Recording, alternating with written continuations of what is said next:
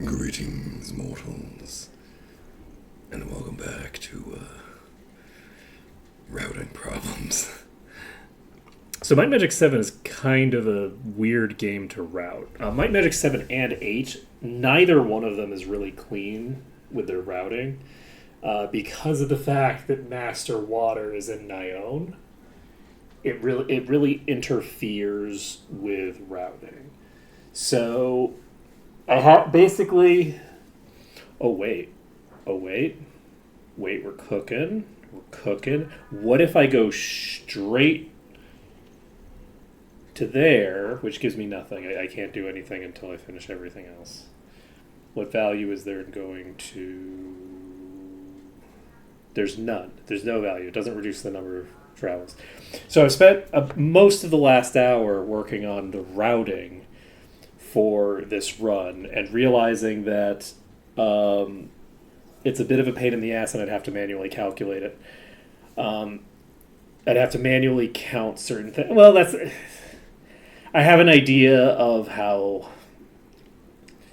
this all plays out. The problem is that there isn't a clean route that gets you through everything without needing to take extra steps. Avli doesn't get out. You can't get out of Avli without wasting a turn going to either Tuleria or... is it Erathian? It's Erathian. So you have to go to either Tuleria or Erathian. There's no exit ramp from Avli. And Bracada, you can reach from Titalia and nowhere else. But I also don't need to get to Bracada until I've already been to there. So fundamentally, the routing at the beginning should be a closed system that goes through everything that isn't in the Barrow Downs and then return except Bracada, and then returns to Harmondale. You go to the Barrow Downs, you clear your way to Nyon, but don't enter Nyon. Though entering Nyon isn't necessary. I wouldn't consider entering Nyon to be a travel unto itself. Entering the Barrow Downs is the only travel that's involved there. So you go through that whole sequence, you clear Nyon, but you also presumably are clearing the land of the giants at that point. And you're basically finished with the game before you've even started the war. What happens if you clear the hive before you even start the war? Because at that point, you're doing the hive before you've even been to Bracada Desert. And the answer to that is I don't know. I don't know. We might want to do that. That might be the way to do it, is to just do the stupid nonsense routing that I've come up with, which is basically Erathia into Deja into Tuleria. Oh, but then how do I get to Titalia? I needed a route into Titalia, right?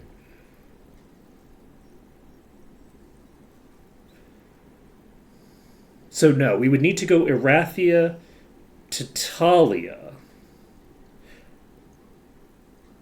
Oh, right, but going to Titalia, I think so. The issue is that I need to go to Tuleria before I can go to Titalia or Avli. I can't go to Titalia and Avli first. So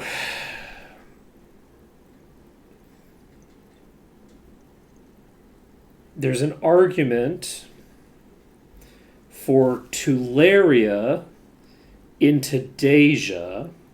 Does Deja allow us to go to Erathia? It does. So to Tuleria into Deja,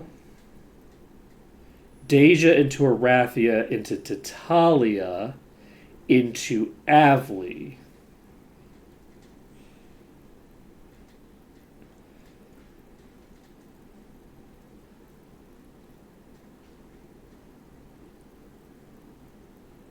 We need to go from... Okay, no, because we need to get to Evanmorn Island. Getting to Evanmorn Island requires that you go to Titalia first and then Deja. and I have to get to, like that's I have to do that. You have to get to Evanmorn Island. You can't finish your routing without Evanmorn Island, and then you have to go back to Tatalia to get to Evanmorn Island because there is no boat anywhere else, according to this list that I'm looking at. So, like the amount of backtracking that's required in Might and Magic 7 is truly mind-boggling. Because it's like, okay, so you have to go to Tatalia first before you can go to the Deja to turn in the quest. You go to Deja to turn in the quest, and then you have to go all the way back to Tatalia, which requires going through Erathia. So,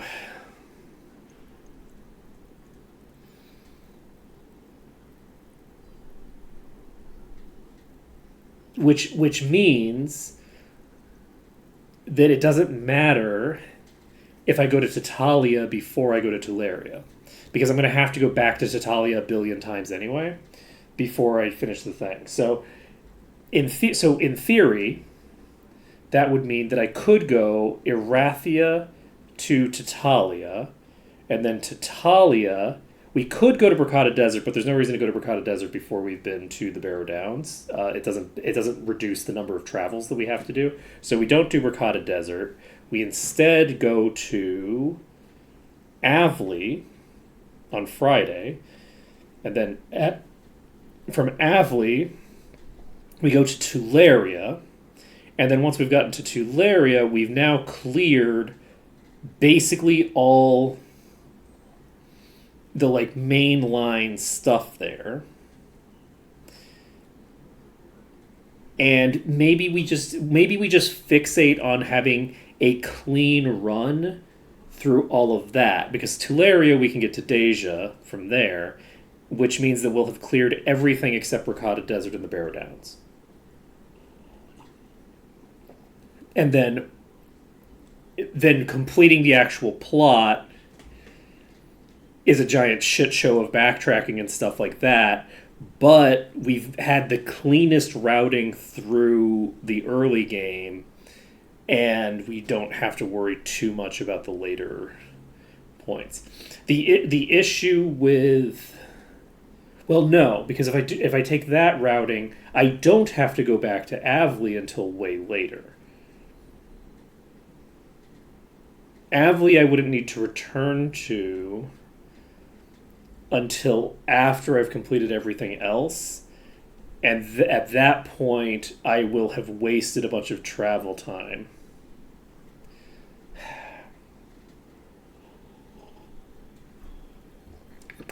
It's tempting from a routing perspective to prioritize getting Town Portal over everything else. Like if I prioritize getting Town Portal as soon as possible, that might actually be the fastest routing compared to dicking around trying to optimize other things. And I just don't know. See, I've spent the last hour trying to figure this out, and I keep running into, oh, okay, this is the plan, and then I go, ooh, wait a second. There's this externality if I do it this way. I keep like looking at a thing and going, ooh, I think this is the most optimal path, and it sucks because I have to go directly to Deja. Or, oh, this looks like it's the plan, and it sucks because I need to go directly to Tularia from here, which means going to Clanker's lab. But every time I see a line like that and I dig it out deeper, I'm like, I don't know. So we might end up having to do the almost worst route, which involves going to the Barrow Downs right now.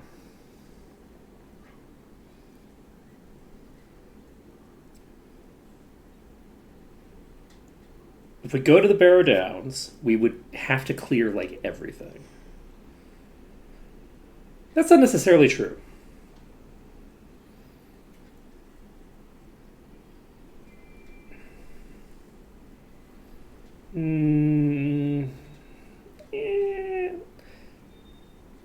It's pretty true. It's pretty true. Also, those Gogs are going to be a nightmare for the melee party. I don't know what I want to do.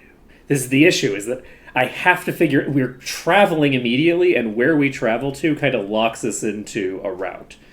There are multiple routes that go through each location, but we're locked fully out of certain routes depending on which direction we go next. The funny thing is that conceptually, normally I would be picking and choosing. Like the last time I did a run like this, I just didn't worry about the minimum travel. I was just like, we're just going to go to every location. We'll clear every location on first entry.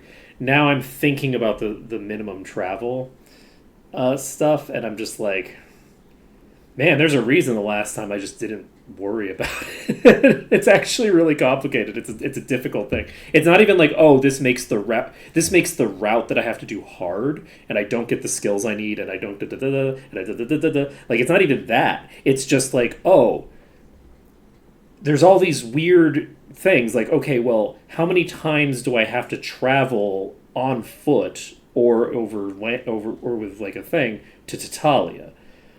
Right?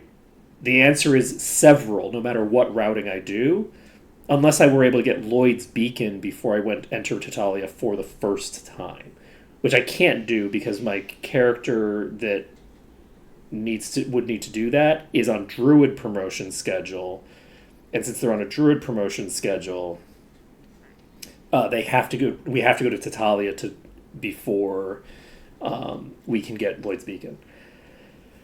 So, and even then, we don't even know that we're ever going to get Lloyd's Beacon. We might never get Lloyd's Beacon. We might never get Town Portal. So racing for Town's Portal is kind of crazy because we don't need it, because we might not ever get it. Okay. So that simplifies things a bit, is that I don't have to care about Nyon that much. It doesn't simplify things much, but it simplifies things a bit. So I think that potentially adding an extra travel to Avli isn't optimal. But I think we're going to take that. Wait, I say potentially. No, we would guarantee an extra travel to Avli if we went to Tatalia into Avli, because then we won't have... I can't click on the things before I get the Druid quest, can I?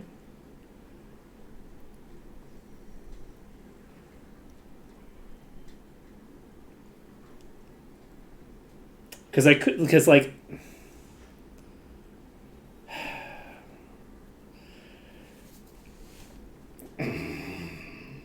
The routing is so hard. Why is the routing so hard? Okay. Where the hell do we go next? People asked for this. People were like, "Oh, what if you did minimum, minimum thing?" So you have to actually think about the routing. Now, admittedly, did anybody say minimum travel? No one said anything about that. No, that nobody said anything about minimizing the number of travel times that I did. However, I would argue that it's implied. How is it implied? Because 10 months ago, the last time that I did however many months or years ago it was that I did the Might and Magic 6 run, I was doing minimum travel. So obviously it's implied that I would be doing it in Might and Magic 6. The alternative is to just not worry about doing minimum travel and make my life a lot easier for myself, which is maybe the option that we go with. Do we just go to Erathia with the presumption that we need to get to Tatalia before we get to Deja, and we can get from Tatalia to Avli, and then go to Tularia from there, or we can go honestly Tatalia into Avli and Tatalia into Erathia are about the same, because I have to do an extra travel either way. So maybe we do Talia into Erathia, Erathia into Deja, Deja into Tuleria, into Avli, and then back to Tuleria, into Harmondale, into something. I don't fucking know. I don't know. I don't know.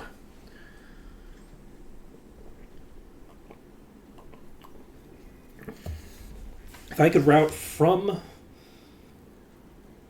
Wait, we're cooking. Okay, if I go to Tuleria right now, I could go to Tuleria into Deja. Going to Deja doesn't help me. Deja only helps me if I do it after Tatalia.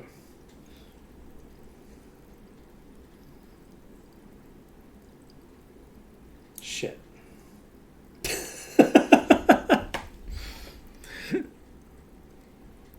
If only Bracada was important. If I needed to go to Bracada Desert, that would help. But there's no reason to go to Bracada Desert. Bracada Desert is a dead zone until I go to the dwarfed area. Basically, if I go to Bracada, I can't cure the dwarves anyway, so there's no reason to be in Bracada until I've gotten the dwarf quest. But doing the dwarf quest requires clearing the path to the Land of the Giants at the very least. Arguably, I should do the Land of the Giants as well, which would be kind of funny, but it's not going to happen. Imagine killing all those dragons and I don't even have jump. I'm like level 40. That would be pretty funny, but I don't think it's going to happen.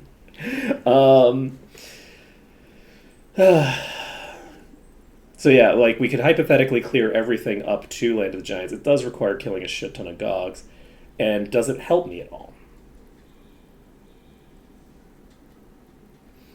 I mean, arguably it does. If we go Harmondale to we having fun yet? I guess I should probably I forgot to link the thing. If we go Harmondale to dive the plot, but if I dive the plot, I don't actually have a guarantee there that I'll be able... Oh shit, I just closed the thing that I needed for routing. If I go from... If I go to the Barrow Downs, and I clear out the Barrow Downs, and I don't clear Nyone, and I don't clear the Land of the Giants, and I just clear all the stuff that is a dungeon connected to the Barrow Downs, which is strictly necessary. That means that I have to clear the pathway that involves a bunch of Medusas and Behemoths, which is definitely not going to be a nightmare. But if I did that, the quests that I would have done at that point are...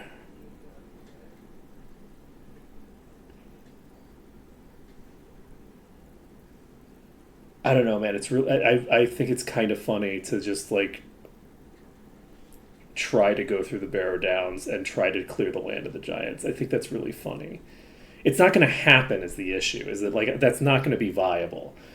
Like, I can kill a dragon. Can I kill a Titan? Like, I don't know if I can melee kite a Titan. Like, they're going to cast sparks and shit. Like, I don't think that I can melee kite a Titan. So, like, if we go straight there, I think I'm probably just going to die. Like, I don't think I can clear that. And it's kind of funny, but I would kind of like to complete the run. I think maybe we just don't worry about the routing to that degree of intensity. What if I did the thing that I just said I wanted to do, which is come up with a nice, clean route that clears through every dungeon and every area that is not the Barrows, and then we do the Barrows. If we do that, if we try to make a nice, clean projection that brings Bracada Desert back into play, let's see what we can route with that. That seems like the way to do it. That thing, I feel like that we're cooking with that. Also, hello Asher, Kitty, and Celestial. Look, I'm not ignoring chat. I'm just ignoring chat. Okay, we'll restore this window. We will close me. I don't need to be here. Okay, so if we go, let's look at this. Where are you? There you are. Okay. So, Burkata Desert allows us to get to Tatalia by sea.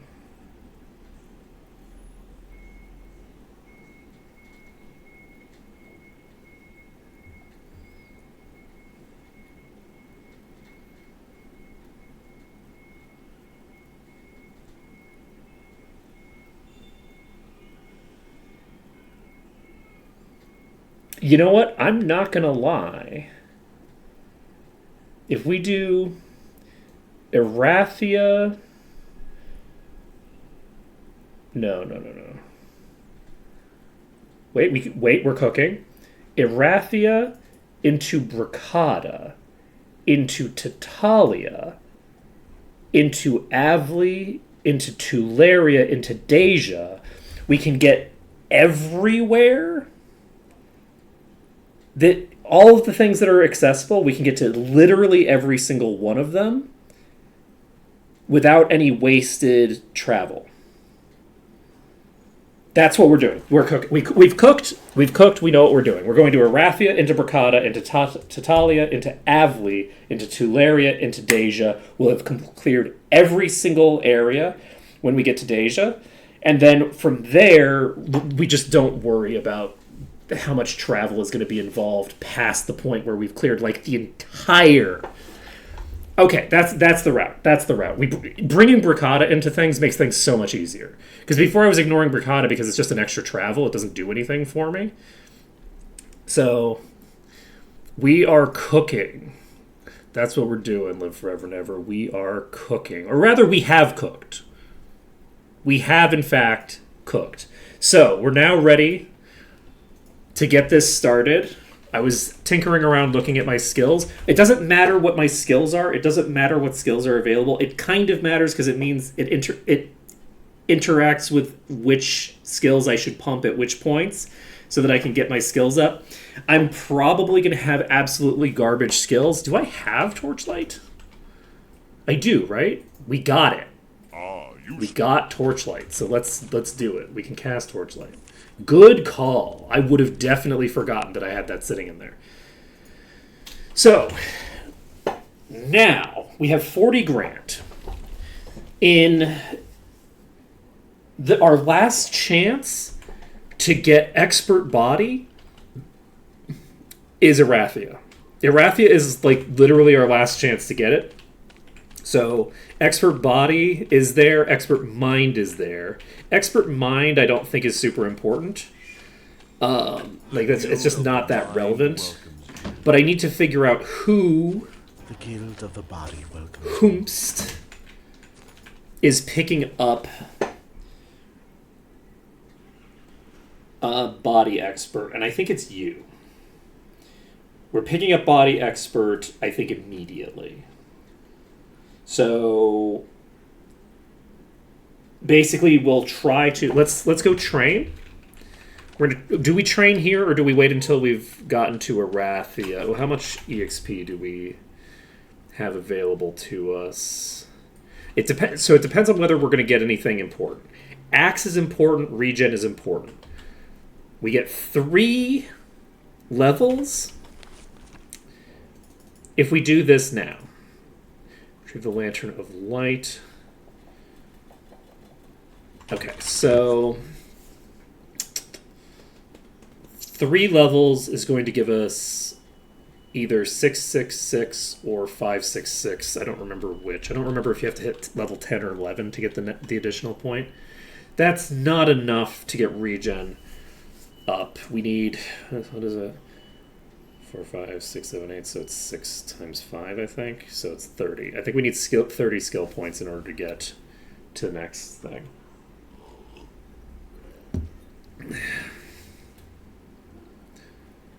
Yes, there's 5 numbers there. So yeah, it should be 30.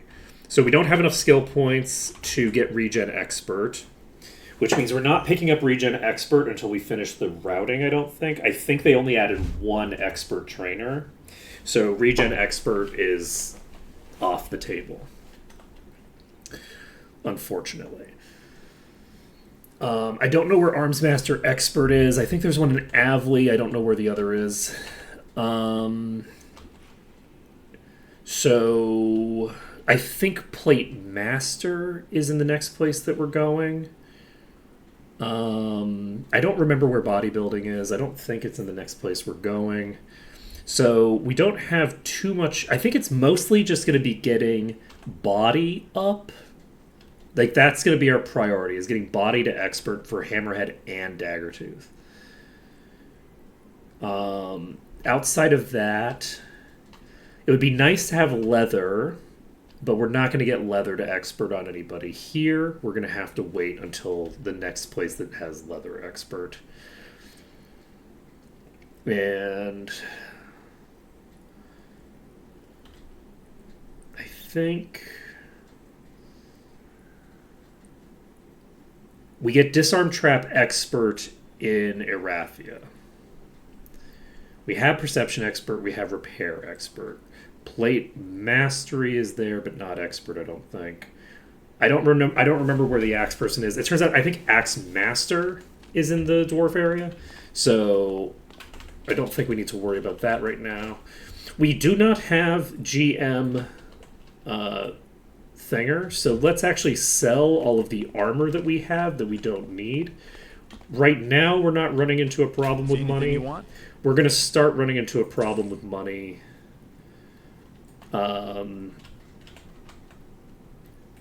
Pretty much the second we start spending money again. Thanks a lot. We're going to start running into money problems where we're going. In Erathia, we'll run into money problems because we're going to be picking up the second expertise on some characters. This is not the place that I was supposed to be. This is a catalyst. We don't need it. I don't want to sell the gemstones right now because I'm going to have higher merchant later.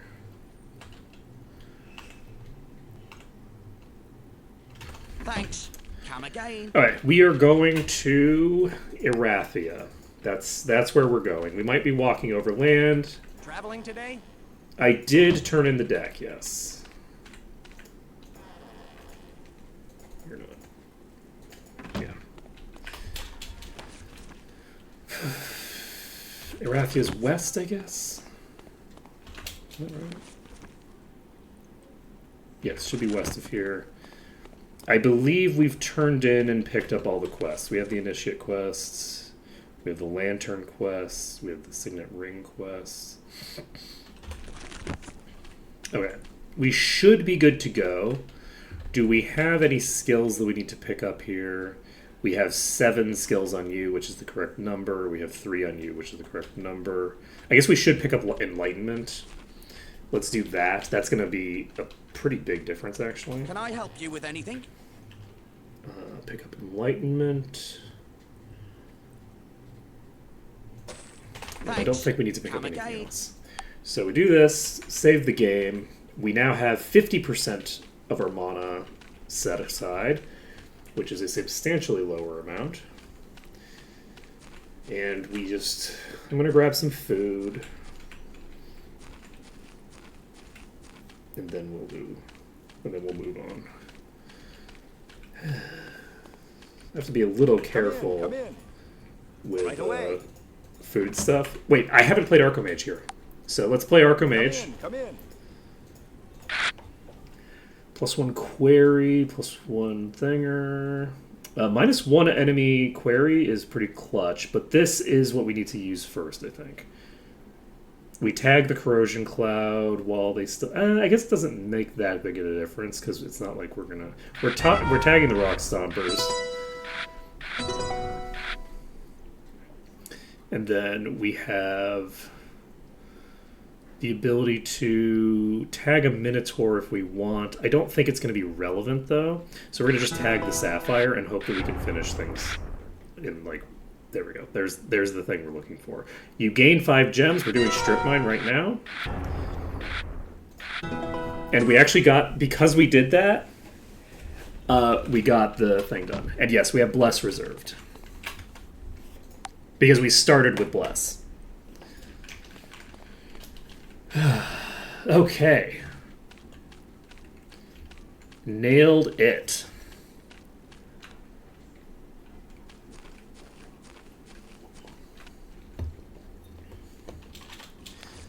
This is going to be north, which is not the direction we're trying to get to. Okay.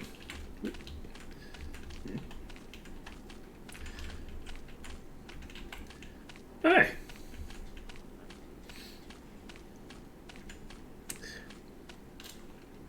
Let's save this under...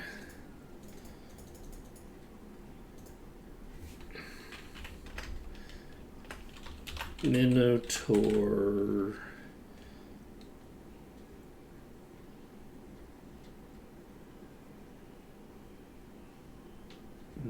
Minotaur Mendale.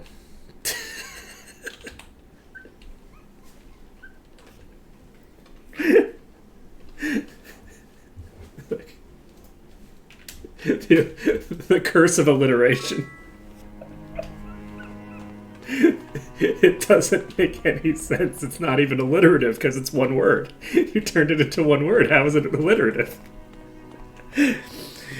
Barrow Downs we're going to save for like the last thing that we do. Basically. Barrow Downs is going to be last. Also, hey, live and love and toes your cat. We're ignoring it for now. That's going to be interesting. So one of the bosses is unfortunately not going to be killable for now because it's not hostile. We're probably going light side on this run. Ooh, Monster Rancher. Because we went dark side last time, and I always go light side unless I'm playing the casters, and I'm just like... The thing is that look, the dark side is so dumb. Oh, why Barrow's last, not why light side? It's because evil is so dumb. They're so dumb. They're so bad at everything. They're not even self-interested. They're just dumb. We're doing Barrow's last because the way that the rule sets that I have work, in order to clear the Barrow Downs, I would need to clear the Barrows, which are already... Like, the Barrow Downs are already a pain in the ass. The Gogs are going to obliterate me because they explode and I'm melee. So there's that. But in addition to that, I have to clear all the way to Land of the Giants because none of those areas are require travel time. So there's no travel, which means that the path to Eafall is a dungeon of the Barrow Downs. It's a Barrow Downs dungeon, right? From my perspective, mechanically, the tunnels to Eafall is that. So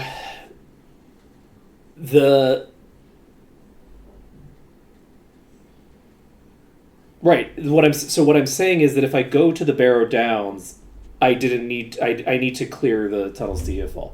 But with that being said, the other reason is that every time I start the war clock, I am immediately confronted with the person who says, "Oh, the battle for Erathia has started," right? So since the battle for Erathia will have started, I tend to avoid going to the Barrow Downs until I have already cleared not the battle in Tularia. I tend to just avoid it until I've already finished both of those quests so that I can just go to Erathia, go to Tularia, turn both those quests in, get the alert when I go to Tularia that it's time to go, the war, pick the thing up, and then go deliver. That's my preferred way of handling it because it just means that I don't have to deal with the war clock at all. The war clock just isn't relevant to me if I route it that way. So that's basically the reason. Is if you wait too long, you'll lose out on the ability to complete those 3 quests. And I just don't. From like a completionist standpoint, I just don't like feeling like I have to be concerned about losing access to some of the quests. That's that's the bulk of it right there. So the routing is basically something where you have to make the decision of whether you're going to go to. It's worthless. With the way that I have the rules set up, you kind of have to make the decision of whether you're going to go clear your way to Nyone first, or if you're going to clear kind of everything else first. And I've chosen a route that allows me to travel to every zone that isn't connected to the Barrows, except Evanmorn Island, which requires backtracking, with no backtracking. So I'm basically going to go from here to Bracada, to Tatalia, to Avli, to Laria, to Deja. And then from Deja, I can just go Erathia to Tatalia and go immediately to Evanmorn Island, right? So that is a very short routing to clear every zone that's prior to the Barrow Downs all at once. And it just feels nice and clean to do it that way. If I try to do like minimum travels in any other way, if I use any other set of like, okay, the absolute minimum number of travels for the entire run, it gets really complicated because you have to go to Tatalia like 3 times. Like you have to go certain places a bunch of times because like a prerequisite happens here, and then there's that, and then there's like, okay, well, what if you get Town Portal, which I'm not guaranteed to get Town Portal in this run because I can't buy spells. And, like it's like a whole chaotic mess if I open up the can of worms differently. Right away. And it's still a chaotic mess if I open up the can of worms the way that I have. But I am fairly happy with what I've settled on for now. It took me about an hour before stream tinkering around with things to come up with a solution that felt bad, and then it took about 10 minutes on stream for me to talk myself into a completely different solution. So, So we've now got a solution that I have like locked in, and it's gonna work great. It's gonna be awesome. We might as well just use this. This is the Might and Magic 8 version of the card. You can tell because it's spelled correctly. The Might and Magic 6 or the Might and Magic 7 version of that card says Ratted Sheep. There's like 2 versions of the card. There's like 2 copies of it in the deck. Let's see here. We need to get to 50. I could use a Fire Ruby, and I think I'm going to just for shits and giggles. I don't think I want to use a Warlord, because I'm not going to break through that anyway. I think I do use a Sturdy Wall. And we use a Motherlode for funsies. And we could use a Vampire. This gives -1 to enemy dungeon, which is very useful for me. Not quite as useful if they then pump it back up, but still useful. Let's see. And the reason I say it's not as useful if they pump it back up is that in absolute terms, going from 3 to 2 isn't as huge a penalty as going from 2 to 1. Yeah, exactly. Immersion ruined, run over.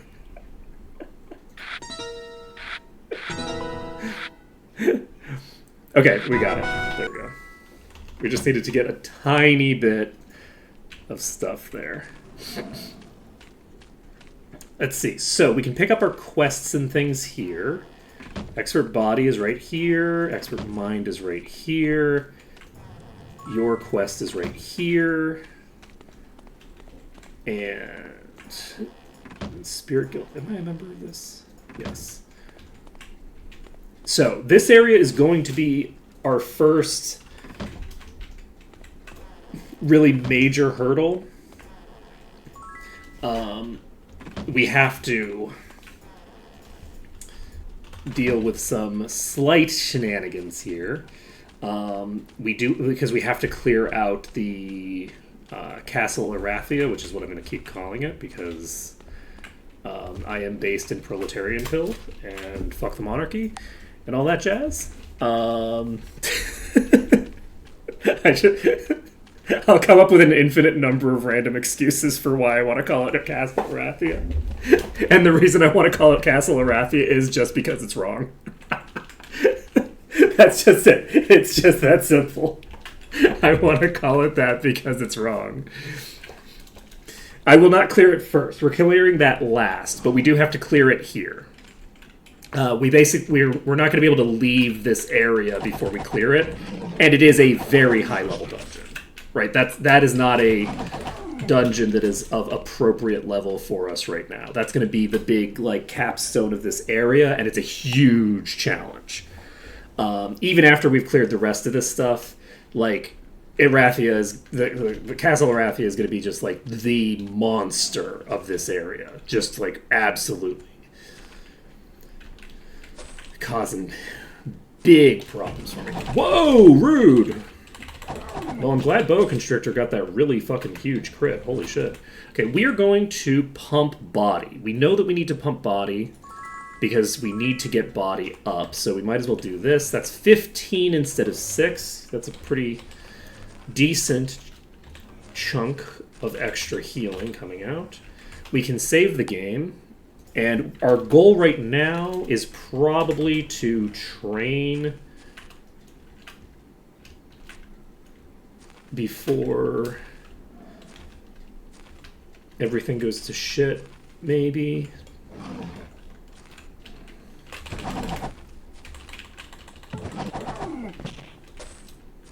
Yeah, we gotta pump that body. No, so the nice thing about the minimum bolster is that I don't have to worry really at all about the minutia of interaction for the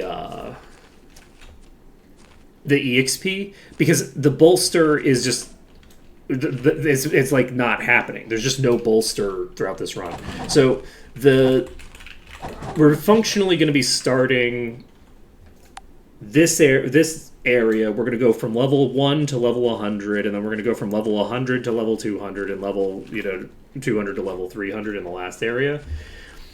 We're going to get a lot stronger relative to enemies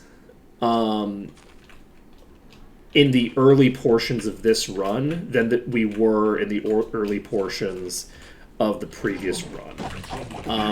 The early portions of the run are going to go... We're going to have a hard time here, but as soon as we clear Erathian, Tatalia has some really high-level shit in it. It also allows us to train to a fairly high level. And it is a place with... and we'll just... Basically, we're going to be catching up to the enemies very rapidly. So the way that I would describe it is when we're doing the sunken library, we're dealing with the sunken library with an extra 20 levels, right? Yes, we're going to be very low level by the end of the game, but by the mid game we're going to be we're going to be fairly well caught up to the enemies compared to if we were only able to convert a third of our levels into distance between us and the enemies, basically. So the very beginning of each game, we're going to be at a weaker position than we would be at the same point if we were doing like a max bolster run. But honestly, we've already done the hardest part of that, which is Might and Magic 7. Might and Magic 7 actually, I think, is the most dangerous place to go to at level 100.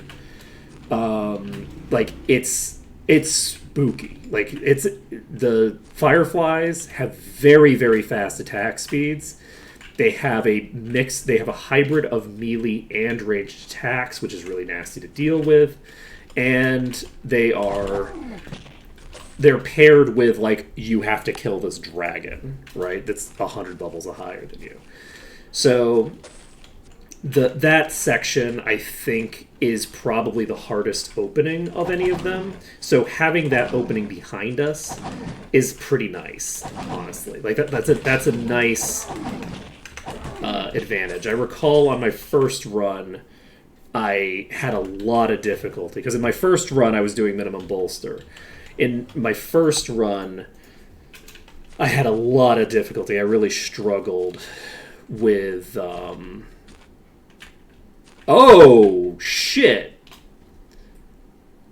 Okay, it's reflecting, so it functionally doesn't have an affix. That's convenient for us. And its friend seems to be coming by itself, which is very good for us, because if this was coming with the boss, that'd be a problem. So we're going to have to basically just kite this for, I don't know, like 30 or 40 seconds would be my guess. Unfortunately, we did pull an ad, which means that we're probably just going to die here. I don't think that we have a means by which we're going to get far enough away to disengage from one of them. So I think that we just die here. That's fine.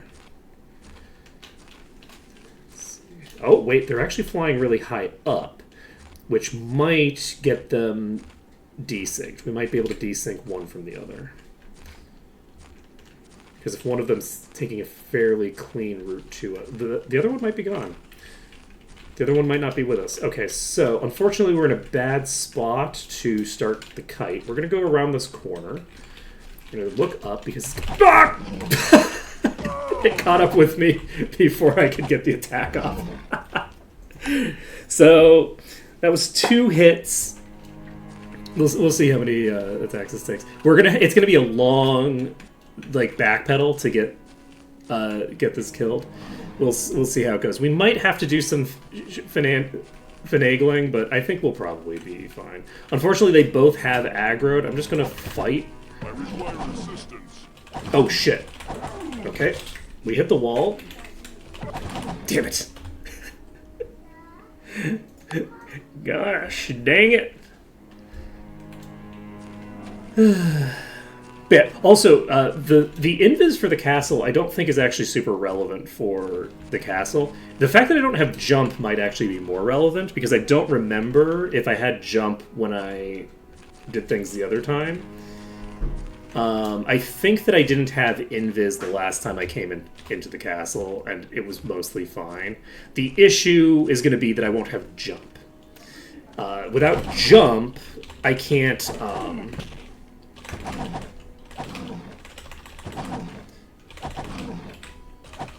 I can't necessarily jump over the triggers, and if I can't jump over the triggers, then I'm going to be in trouble. I'm not sure if it's reasonable to expect to do this or not. I might need to use the bridge or something. Hey, Malkuth.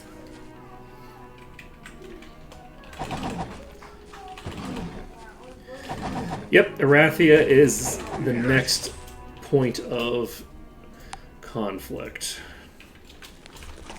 It was fairly smooth in Harmondale. Harmondale went pretty smooth.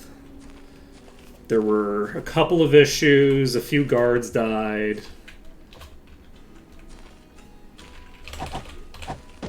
Okay, well, this griffin is going to be a problem, but luckily it is not thorns and is in fact reflecting, which doesn't affect us. However, it's still... oh boy. It's still going to be monstrous to deal with. If I miss and it doesn't, and I did not mention the staff rewording to Malkuth. That's a fair point. So staff gives you that full resistance bonus for the entire party, right? Like if I take this staff off, then that was the wrong character. If I take the staff off, then I take off like 2 per point of skill, right? Yeah. So the wording for this implies that the resistance bonus that's listed on the side there is like a personal resistance, and that the resistance bonus to the entire party is just a single point regardless of skill level. So I would reword the thing that says each point of mastery will grant a point to all resists to all party, and say the resistance bonus applies to the entire party. So that it's clear that the resistance bonus that's listed on the right side here is the bonus that's going to the entire party, rather than the resistance bonus for the party being a separate thing. And now, the funny thing is that we got expert staff, and then I'm fighting exclusively physical enemies for the rest of the. I completely wasted my time getting expert staff.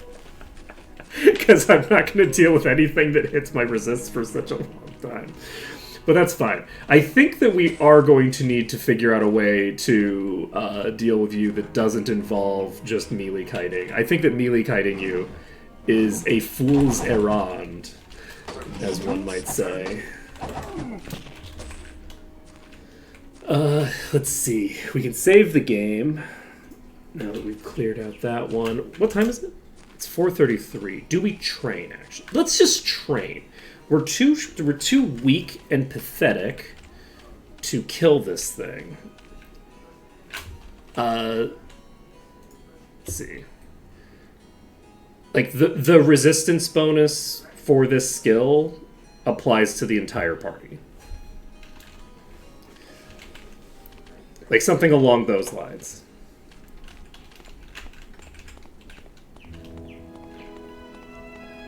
Need some training? That's the ticket. That's the ticket. That's the ticket. That's the ticket.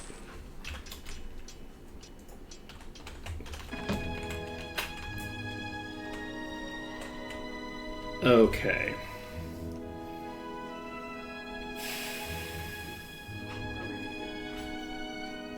How do we handle... We've got a bunch of skill points. Do we pump bodybuilding?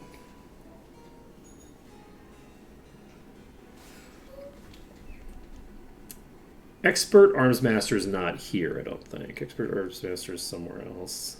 Expert Plate is somewhere else. Great, thanks, Malkuth. Let's see. Oh, did you see the wild bug that I found? It's only with Minotaurs. It's only Minotaur on Minotaur, the way the bug works. It's kind of crazy. So this character doesn't have expert axe. So this is kind of crazy. So this second character doesn't have the axe skill, but they can do it, right? Because I came from this inventory. If I take this off, I can't do it anymore. Right? But the really wild thing that I checked on my other file is it doesn't apply to non-Minotaurs. Non-Minotaurs don't get that. So, like, if I go from this inventory, I don't have anybody we don't have the axe skill on this character. But, like, if I go from this character to a Lich who has an axe, I can't put an axe in there offhand. It's just this really interesting, very niche and specific interaction if you have multiple Minotaurs in the party.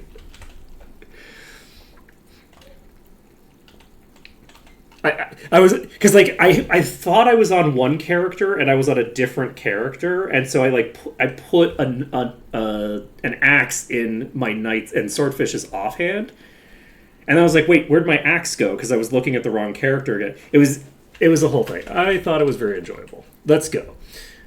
Do we bodybuilding up to 8? Where do we learn bodybuilding in this filthy game?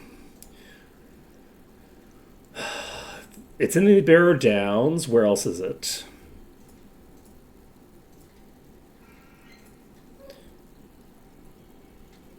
It's not here. This is the wrong type of map.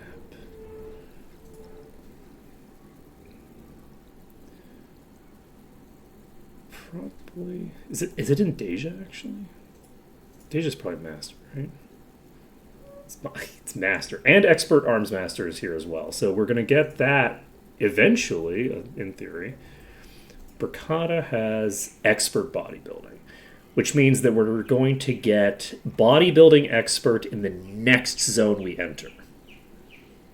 We could also get master staff here. We also have expert unarmed and dodge, if that matters to us, which it probably doesn't. We also have expert in that.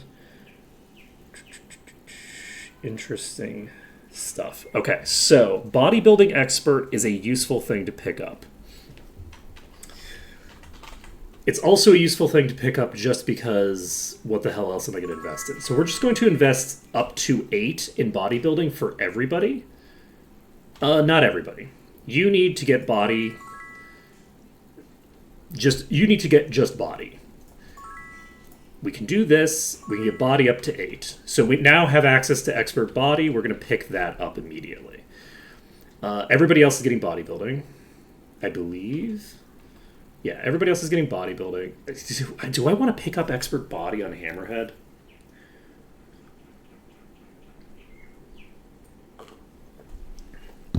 If I don't pick up expert body right now, I have to clear basically the entire game with this character not having expert body. We've already passed 2. This is the second body source.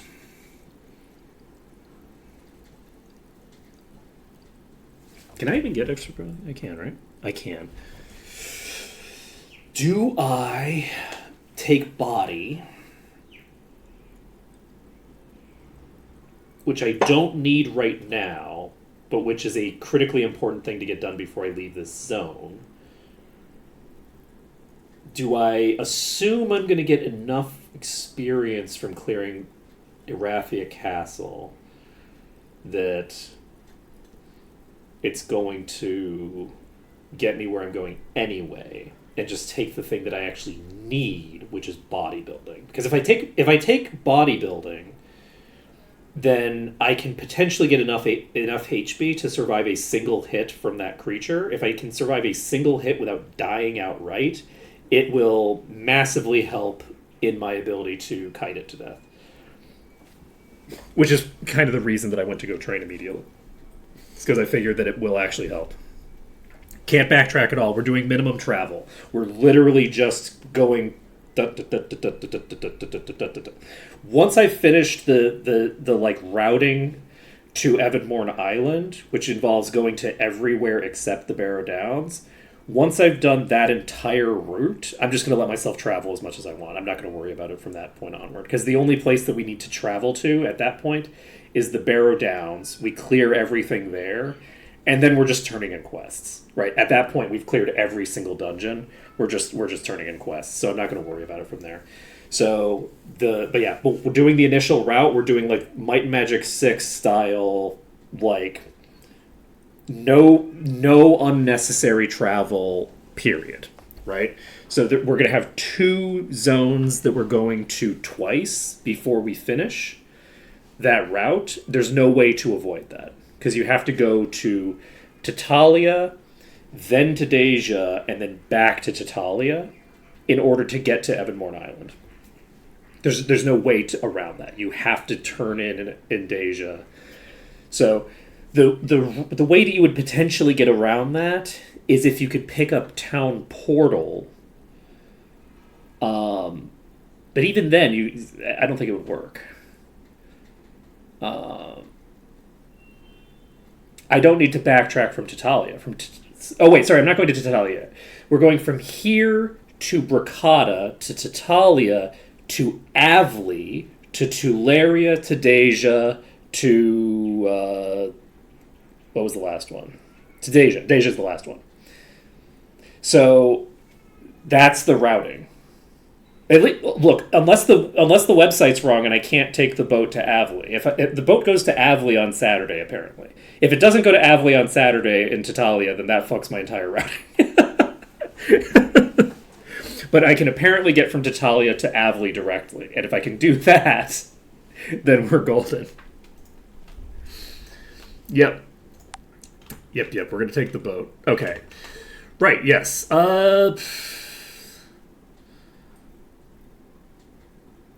Do we go... I'm going to go with the option that helps me immediately. We're going to assume that we're going to get what we need. You need to pick up a bunch of points of bodybuilding. Can you get up to 8? You sure can't. Which I kind of should have known, because I knew that I needed 30 plus whatever we had for the earlier stuff. We can get plate master here, but not plate expert. So we're going to have to wait until we're routing to Evermorn Island to pick up plate mastery. I don't know when we're picking up expert plate. I think that expert plate is in the Barrow Downs, which means there's only one other place that we can get it. I don't remember where expert axe is. We'll be able to pick that up at some point, though. Unless our life is very sad and the other expert axe is in the other place. But I think we just pump bodybuilding right now. And then we worry about disarm later.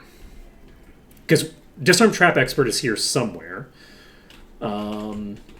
So, you have 183 max HP now, so that's good. We can save this. Oh, right, I forgot. We have a Day of the Gods pedestal. We have so much stuff here. Actually, we're going to be fine. This is plus 50 might. We have... You give me, like, SP or something, right? No, you give me personality as well. I forgot. Okay, we go grab the Crusader quest. Don't worry, we'll get there eventually. Hello, Cavalier quest. Lovely. Love to see it, etc., etc. Are you a Day of the Gods pedestal? You sure as hell are. Okay. We can pick up this Day of the Gods pedestal. Does this Day of the Gods pedestal disappear when we use it? Can I only use this once? Because I need to use this for the castle. Do you turn into an empty barrel? No, you still stay as a Day of the Gods pedestal. So, we're using the Day of the Gods pedestal. That's a huge boost for us. That's so massive. And now we have a lot more HP.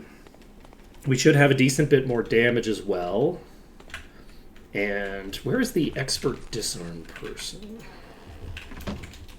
They gotta be around here, right? I don't think the expert disarm person is one of the other places, but maybe they are. Experts. Okay, I'm not gonna worry about it. We're gonna go... I'm gonna try to kill that last griffin.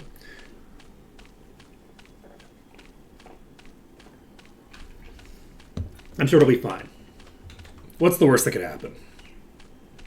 Nothing. There's nothing bad that could happen. Did I water the plants?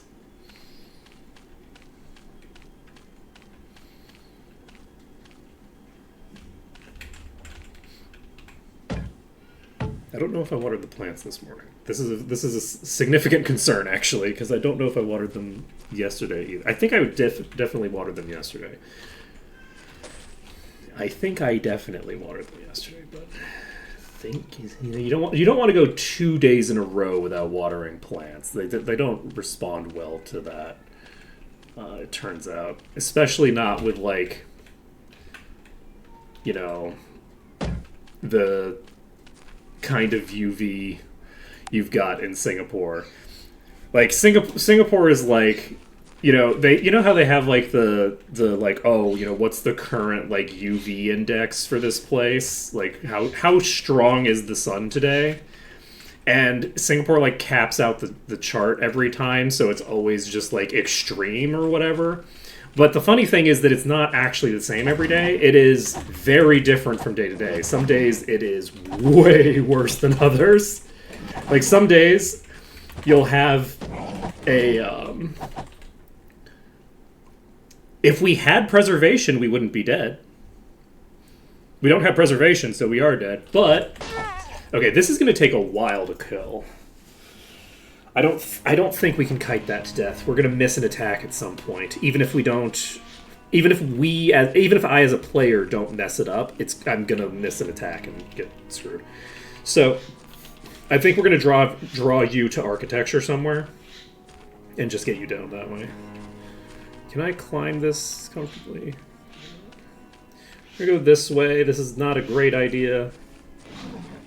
Yeah.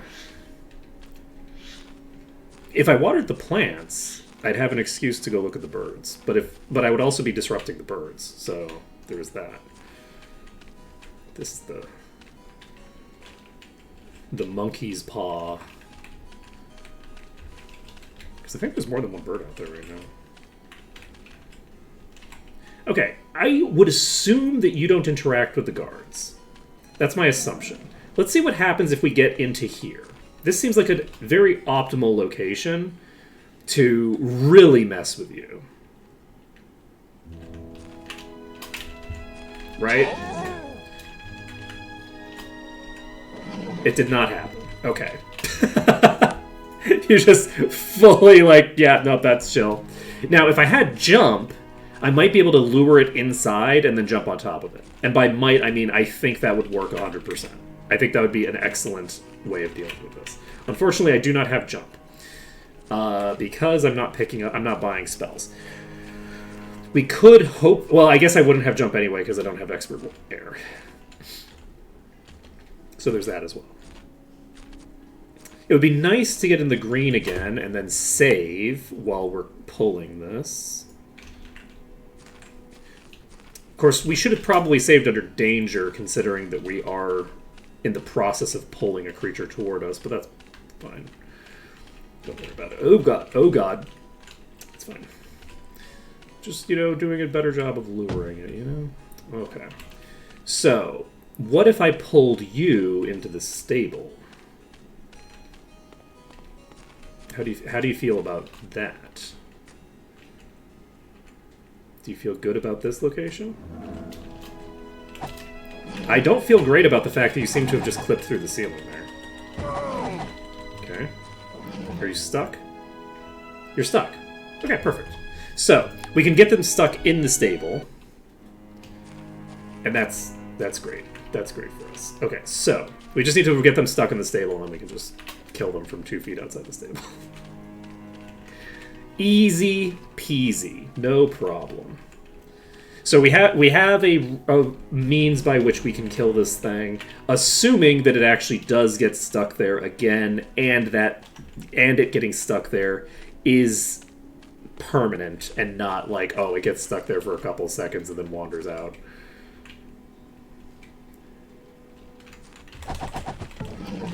Okay. Yeah, this seems like it's going to work. The issue is that I do need to make sure that it goes in. So I need to...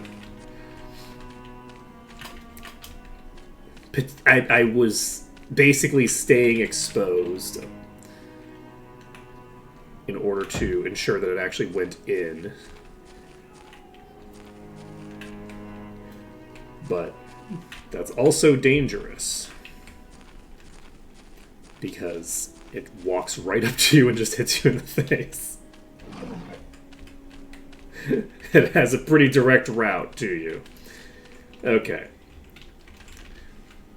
We're not going to worry about it.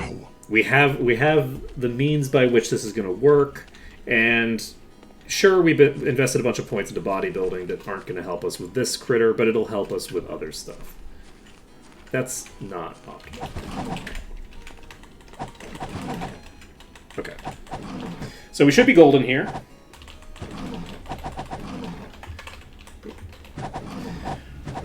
In theory, it'll just sit here.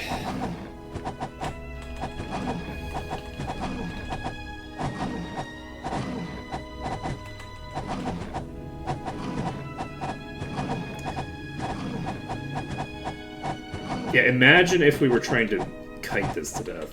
I've never seen them. I think that we're missing sometimes because it's like clipping in and out of visibility, maybe. I don't know. I feel like we're missing more than we were when it was running at us. So I don't know that all of these are misses that are timed to that. But they might be. It might just be that some of the things where I thought I was missing because it dropped a crown.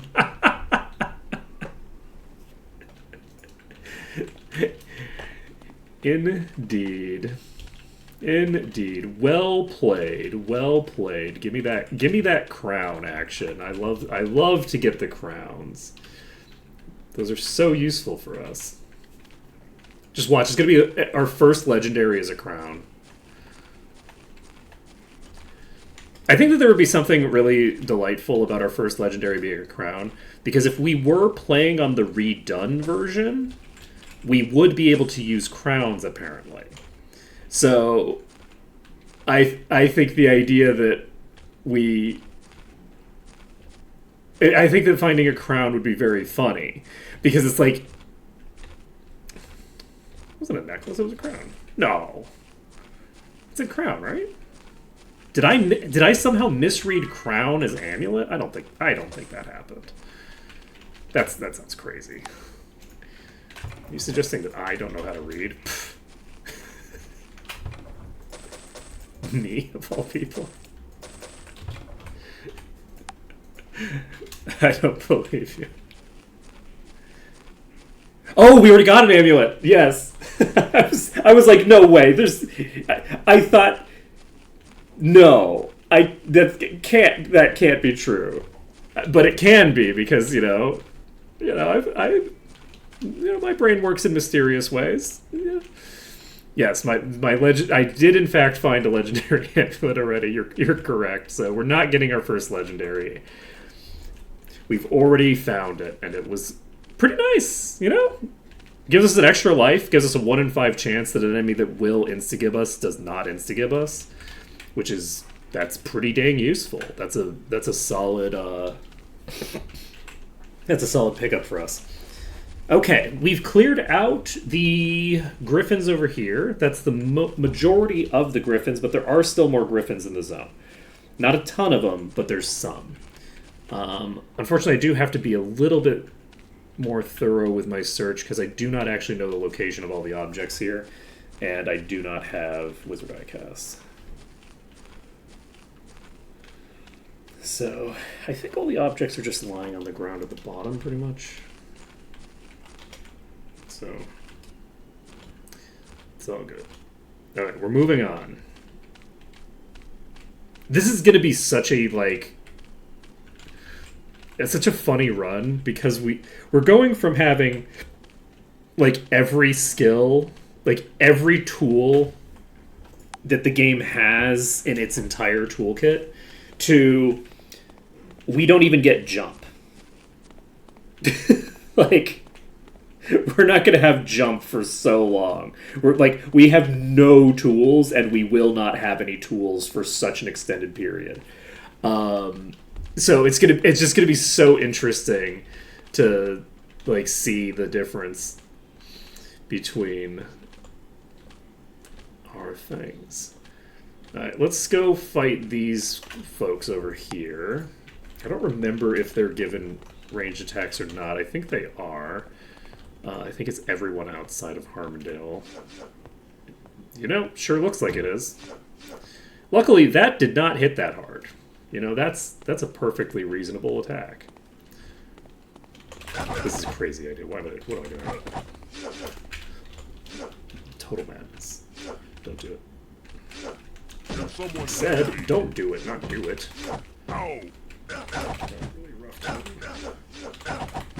Unfortunately, everybody has an extremely long attack cooldown. Everybody in the party is so slow because they're all wielding two-handed axes.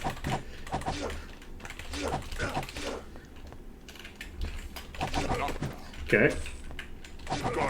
Okay. Yes.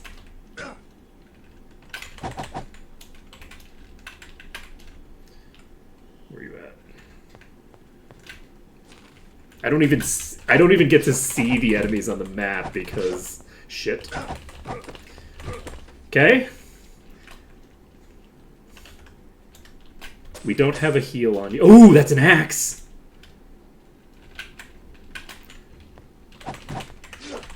Shit. Oh, that's rude. Oh god, where did you come? How did you get on the? How'd you get on the staircase? Okay, we're in the green. We found an axe. That's an offhand weapon for somebody. Or it's a main hand weapon for somebody, depending on the quality of our one-handers versus two-handers. I think it's going to be probably an offhand for somebody. This is a relic. We've already found a relic, which is kind of interesting. We could sell it. This is a rogue's crown. We can, in fact, sell it. We could sell it. This is a wizard's Phynaxian helm. This Who is needs the it? battle hatchet. This is +7. It's +5. 3d11 +5. I don't know. Okay. Who We have a needs belt it? here. This is a fairly large improvement for you. You don't need meditation because you don't even have any spells. Yeah, I do have the plus identify thing. I don't know if it'll help me identify this cloak, but we'll see. Wrong character.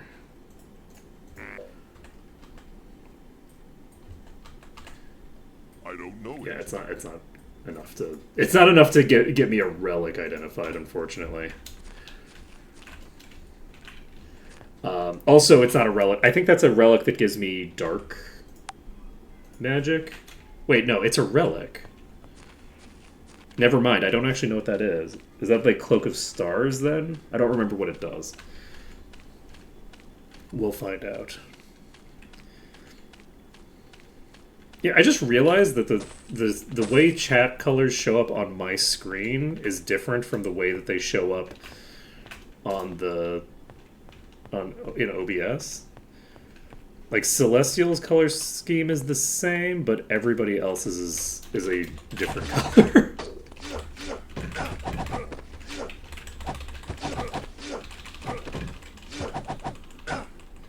Never mind.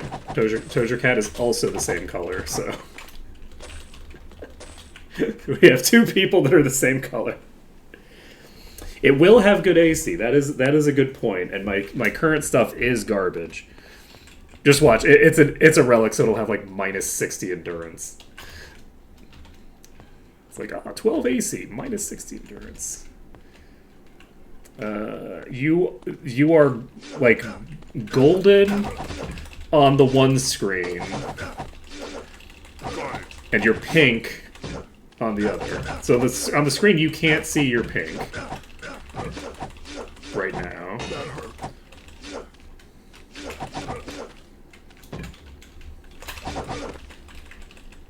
And on the screen that you can see, I mean, you can see it. It's like a goldish yellow.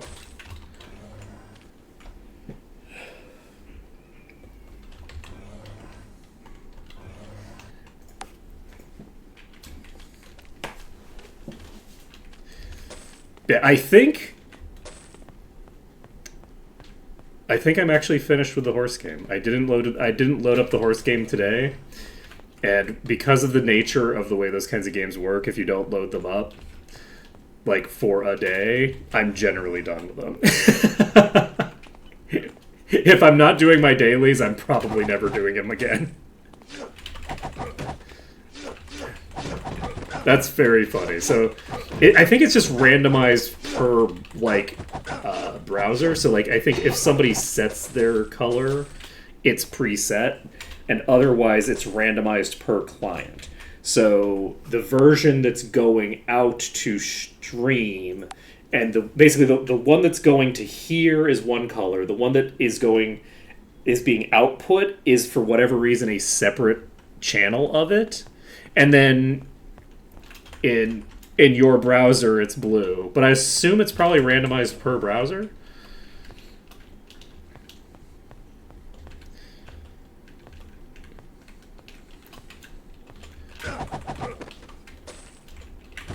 Ooh, spooky.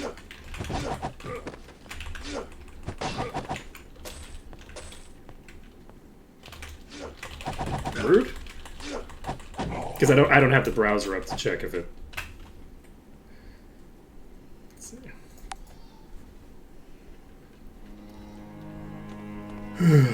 That was unfortunate. We had a pretty good run there. Okay, we've got. Oh no!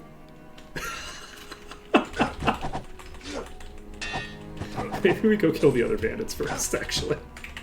Maybe these are not the bandits we're looking for. I require assistance. You know what? These are not the bandits you're looking for. We're gonna go look for the other bandits. You know, look, we don't need to think too deeply on what we just saw when we right-clicked that enemy. It's fine. We're going over this way. Everything's fine. Don't even worry about it. Don't even worry about it. Nope, it's fine. Don't worry about it. Nothing happened. Look, we just realized that isn't the correct place to be, and that we need to be over here. It's fine. We don't need to worry about it.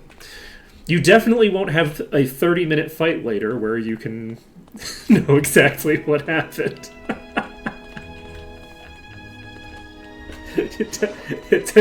This definitely won't come back to haunt us once we clear these. That's fine, don't worry about it. It's simultaneously the opposite of a reflector and exactly like a reflector.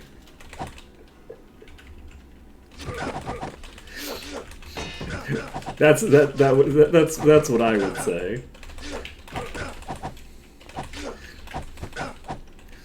Put out a riddle.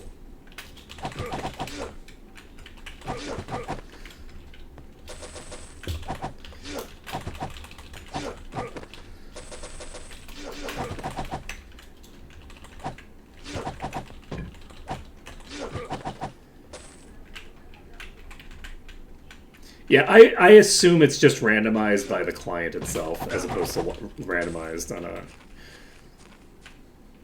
Oh no, it's not. I will say it's not omnipotent. It's not omnipotent. It's way worse than adamantite. Adamantite I wouldn't have actually run away from. It's a thorns enemy. So basically, I'm probably going to have to disarm all of my characters and get it locked in a corner somewhere that I can punch it to death.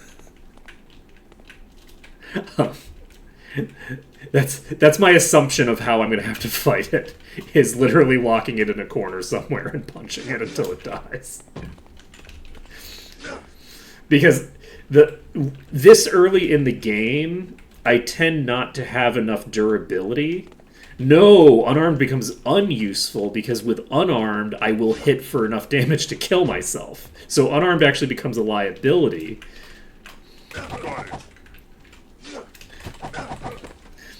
Because the reason that I'm disarming myself is so that I don't kill myself by dealing a bunch of damage to it. Like, the goal is to be able to just hold down the A button and regenerate faster than I'm hurting myself. Which is great with, like, low damage, but if I had, like, 8 unarmed, if I had unarmed expert right now, I wouldn't be able to do that. I wouldn't be able to hold down A, because the unarmed expert would just kill themselves in, like, 3 hits. So, we'd have to, like, manually do it.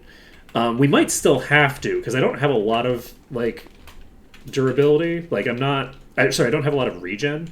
So, like, none of my characters are going to be able to, like, handle much incoming damage. They might not even be able to handle their own unarmed damage. I think they can probably handle their own unarmed damage for a while, though. Like, it's not like they're going to go over in, like, a couple of hits. It's going to be a while before they go down. So,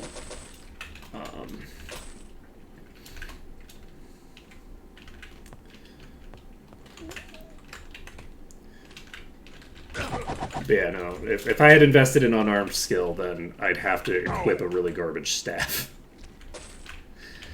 in order to be able to make it work.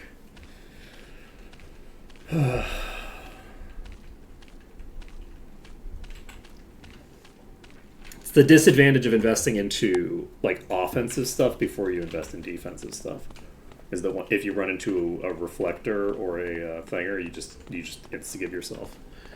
But it should be fine. You know what's great? We're never going to have to worry about using Dragon Breath in melee range and killing ourselves. This party never has to worry about that. Because we're never going to have any AoEs.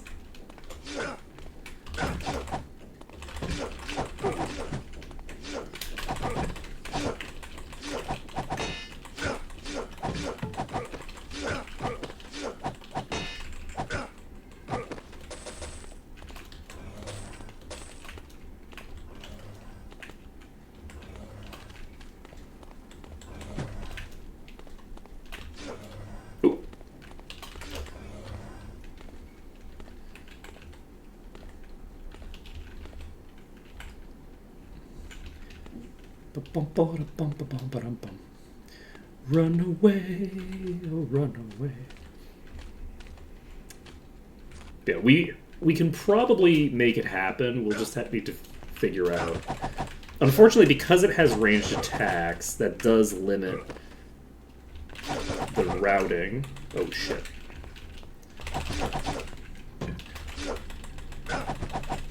Okay, we're just standing here so that... Okay, they didn't even come in. Oh shit. I wasted all of those attacks. It's fine. I require assistance. Robert. Did I just attack somebody through the wall or something and kill them? Clearly I did. Okay, we're actually able to hit through this wall. Wait, we can hit through this wall? Oh! New tech unlocked? So if we can get through, if we can attack through this wall, we could potentially use that to clear the thorns enemy. Like, if we got it right here-ish, we could just, like... Oh, shit, there's more. Here. Where are you? Okay. Ooh! Yeah. So this is going pretty smoothly so far, actually. We're having, like, a pretty casual time. The bosses are obviously going to be an issue, but, like, for the most part, I think we'll be fine. Right? Like, this is not too bad. Everything's going pretty smooth. Okay. I was kind of hoping that would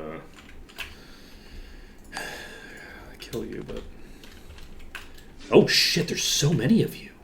That's a book. There's a full-on spell book right there. That right there, that was a spell book. So, if we can get a spell book, that'd be pretty clutch. So just drag whoever's left in this patch. Word is pack, not patch. Okay, we're just gonna heal so that we don't die. And then we jump down here. Yeah, coming to Erathian next is seemingly working pretty well for us. The fact that I trained already is a bit of an issue for us. Did I see somebody upstairs? I sure did. Holy shit, 715. Whoa! These frickin' crits. Holy shit. Are they coming in through the window, maybe? How are they? I guess they're just like... I guess they're probably running up this and then landing on the top. Because the way that, like, enemy gravity works is pretty wild. Imagine if your opponents had the same gravity that you did. Or if you had the same gravity the opponents do. That would be crazy. That would be a lot of fun, actually. like no attachment to the ground whatsoever. You just sort of like keep moving in a direction, and then you're subject to gravity, kind of, but it's like not a strong connection.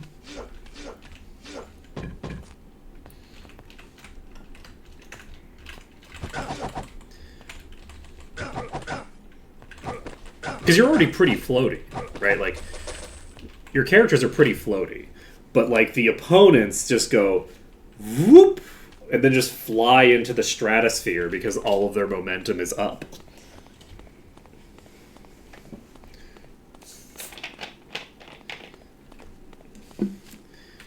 Okay.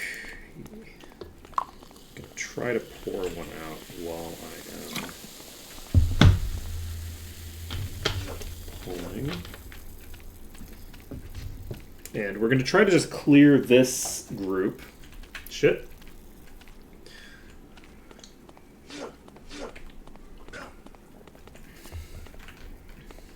Oh god, that's way more than I thought I had pulled. I was like, maybe I don't even need to pull them all the way to New Goblin Watch. It's Fort River Stride. I know that.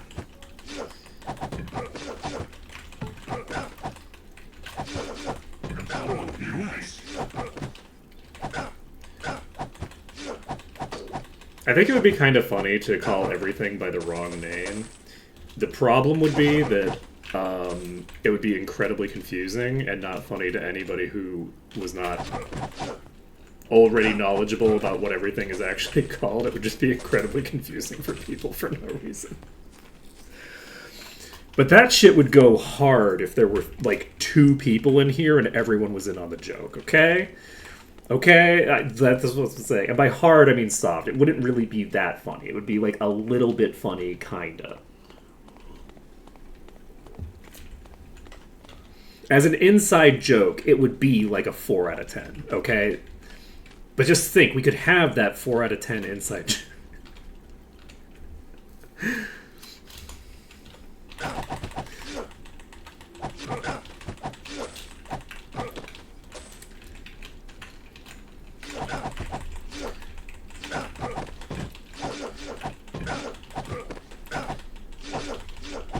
I guess there'd need to be a naming convention to it for it to even work as a joke. They are pretty strong. That is true.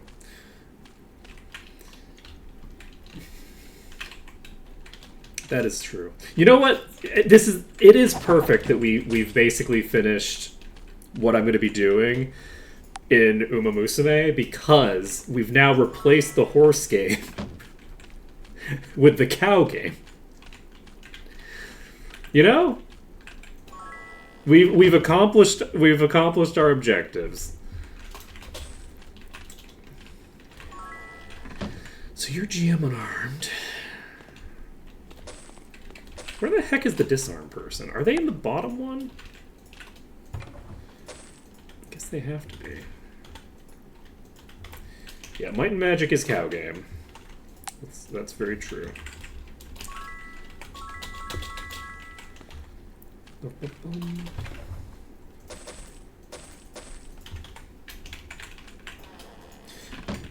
Okay, we've got 69% of this place cleared. And that's all we need to clear, right? Like 69% is the funny number, and since it's the funny, I guess there's like 3 or 4 funny numbers, but you need the 69.42% or something like that. God, what's the other one? What's the weed number? 420. Why is 420 the weed number? Oh, because of some criminal code thing, right? So Sorry. it's just surprising because it's similar to 42, and 42 is the answer to the life, the universe, and everything. So it's interesting that there's that overlap.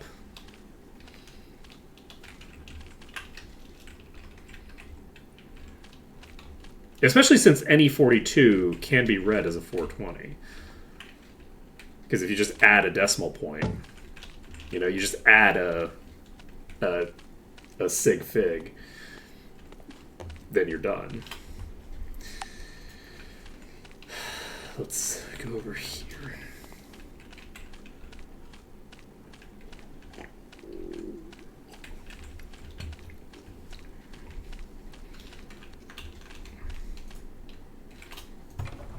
Sorry, it won't fit.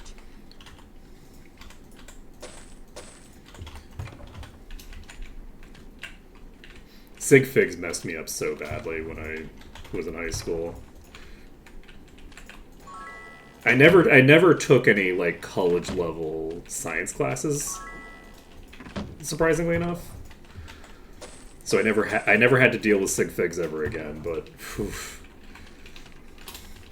What do you mean the math that I did is not sufficient and that it is flawed because of the realities of meat space? I want to write down the number that I got. Why are you telling me that the number isn't relevant?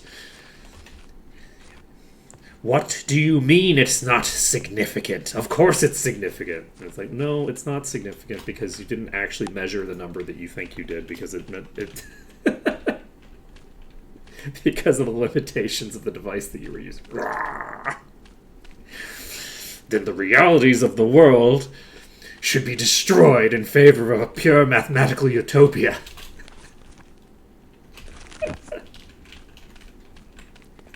I didn't like sig figs. I could never be a scientist. I forgot to do a bounty. Oh God, we forgot to do the bounty. No. Oh, that's rough. That's pretty rough.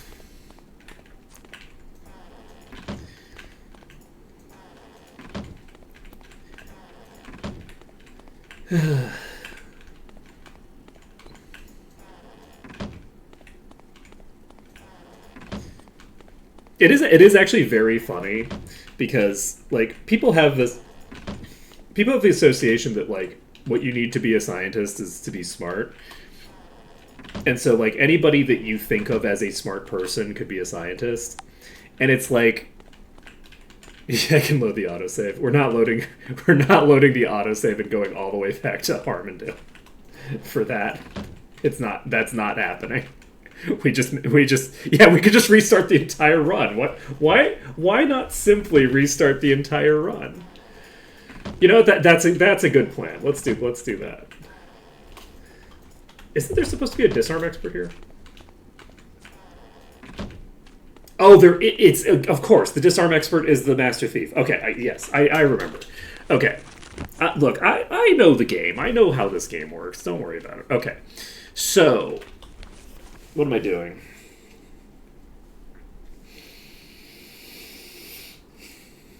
We're doing something.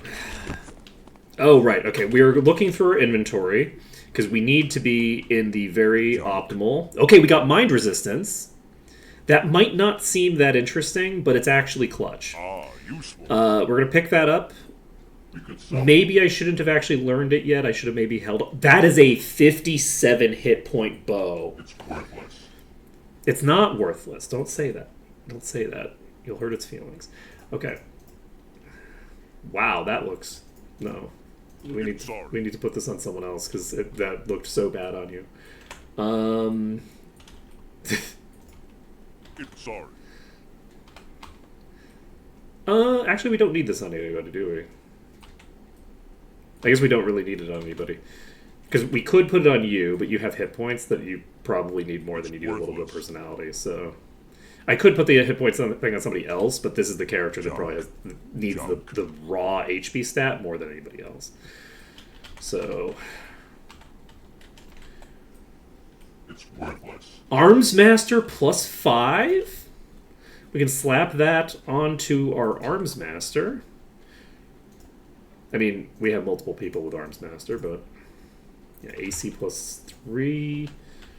Oh, wow, we actually have a full set of amulets now. That's kind of cool. Okay, let's pick up armor from the thing, I think. I don't think we want to pick up weapons. I think our weapons are okay. So I think we do armor. In the hopes that we get something interesting. Okay, Sorry. so we've picked up a lot of ore. We use it for that. This bow needs to go on somebody. Who has the lowest vitality? You do. Let's see. Sorry. Junk. We do need a lot of rings. The issue is that when you make an item, there's a fairly decent chance that you're going to get, like, a potion bottle, right? Like, you're not actually getting accessories exclusively. So you can get, like, potion bottles, you can get reagents that you don't need. Like, there's a bunch of bullshit that you can pick up if you do that angle, which makes me want to avoid doing those.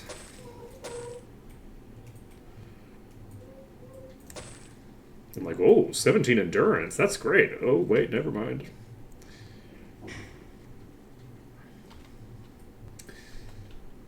Oh, we have another one there. Thought I did everybody. Let's see. Alright, let's go to the armor. Come again. And it is the next day. We have enough EXP to level up. So we're going to want to train. And then we're going to want to probably jump into the smallest dungeon here first. Or we don't bother training and we just jump into the smallest dungeon before we train. And then we train after we do the smallest dungeon. That's probably the best way to do it. Who needs it? Regen, that's pretty nice, but it's not. I didn't actually look at what that was. It's worthless. 7 AC We is could not sell it. sufficient. I don't know to. It's worthless. The 21 luck isn't bad. It does only have 13 AC, which puts it like on par with all the stuff that I've got equipped, I think. We could sell it. We could sell it.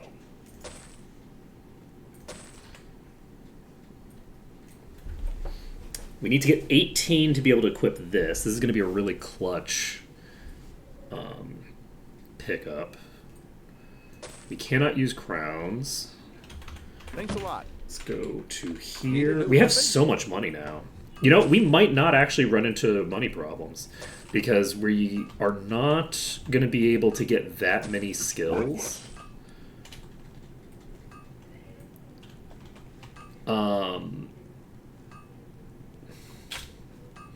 Did I loot the chests in Harmondale Castle?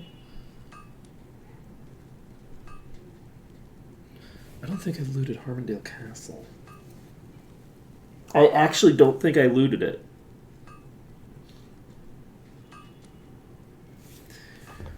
Wow. Okay.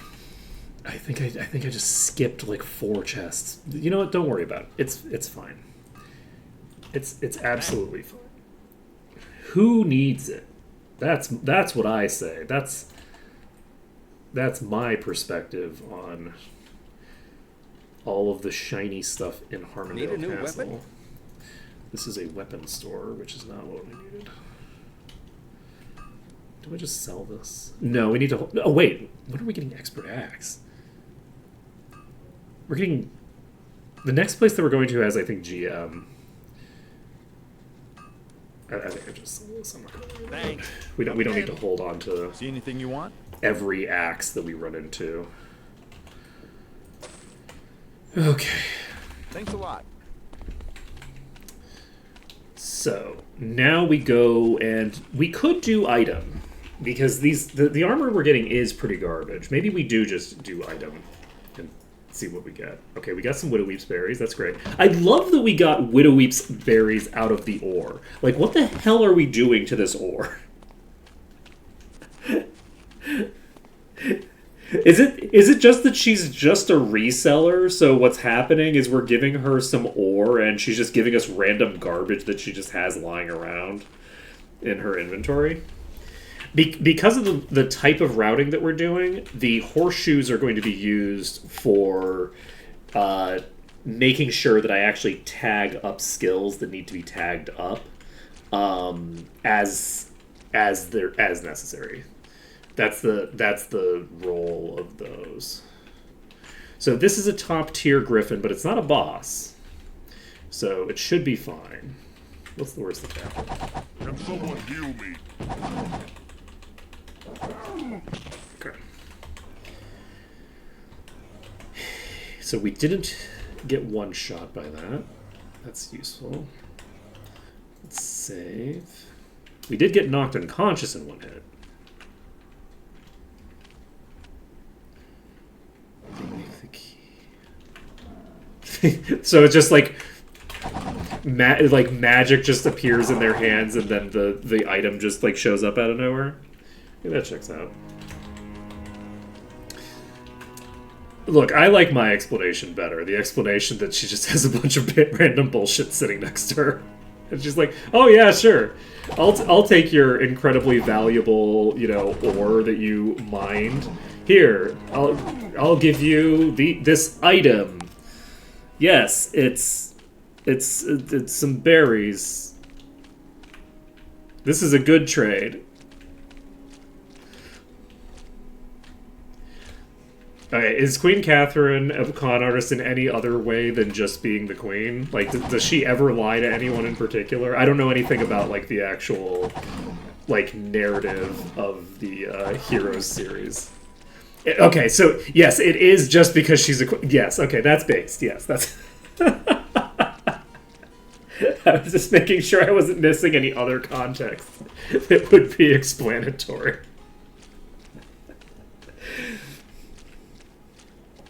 Look, I have often said that the only way for a monarch to be a good monarch is to abolish the monarchy. If they are not the person who abolished the monarchy, they're not a good king or queen. This is a thing that I have always said. It's like, that's just my position.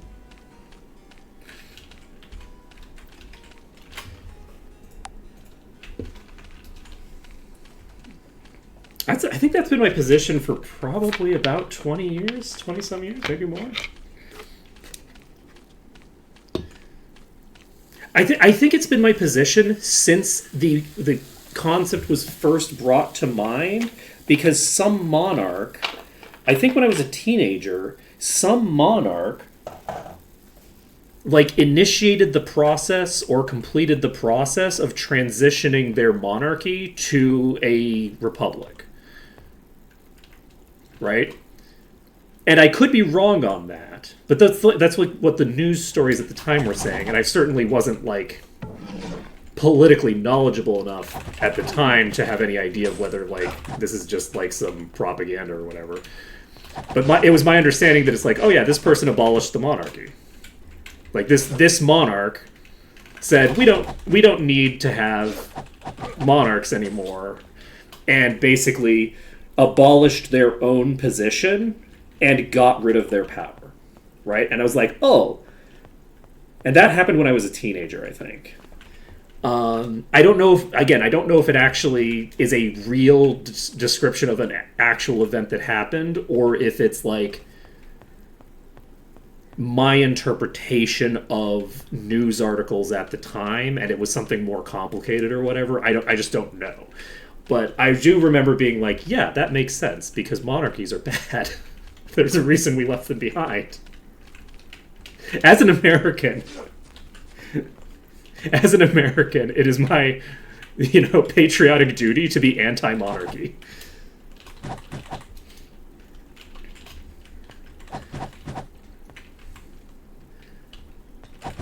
I've always been very confused by how many Americans are, like, obsessed with, like, the British royal family in a way where it's like, wouldn't it be cool to have monarchs? And it's like, I don't think you deserve to call yourself an American. I'm sorry. We're taking away your citizenship and giving it to someone who wants it. We're taking your citizenship away, giving it to someone who came over from some other country, because we need proper loyalty test of this country. How do you feel about monarchy? Monarchy's great. Okay, well get the fuck out of here. Go to Canada.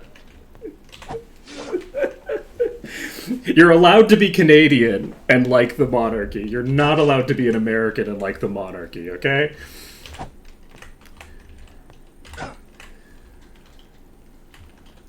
I feel like that is a very reasonable and defensible position, right? Got it. Ooh, we killed the Thorn Bandit. We didn't even have to disarm. That went fine. And hopefully it doesn't have to go fine again because I accidentally exposed myself to too much damage. Oh yeah, like having a full party just with two-handed axes and some of them are dual wielding them. If you get decent axes, which we've gotten decent axes for this point of the game, you can get some good work done. Do bear in mind though that it has a distinct downside at this point in the game. Our attack speed is slow.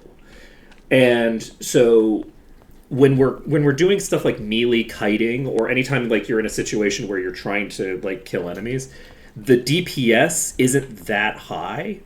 It's just the damage per swing. So because the cooldown is so long,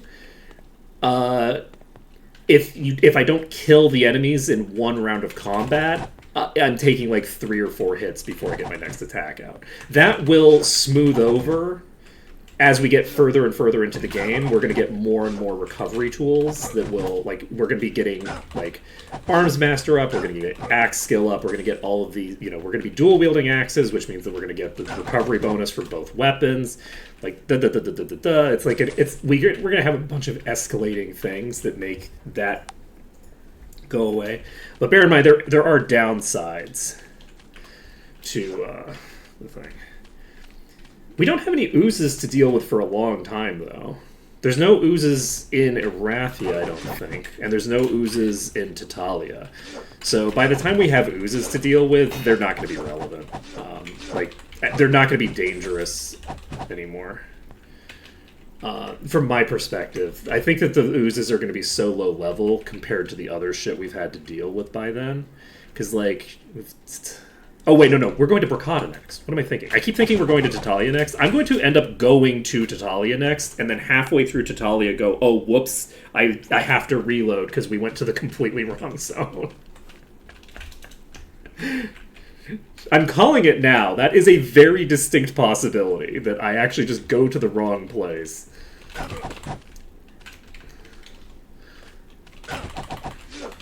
Yeah, see, because we don't kill that in one round of combat, we then have to wait for such a long time, and it's like, oh, okay.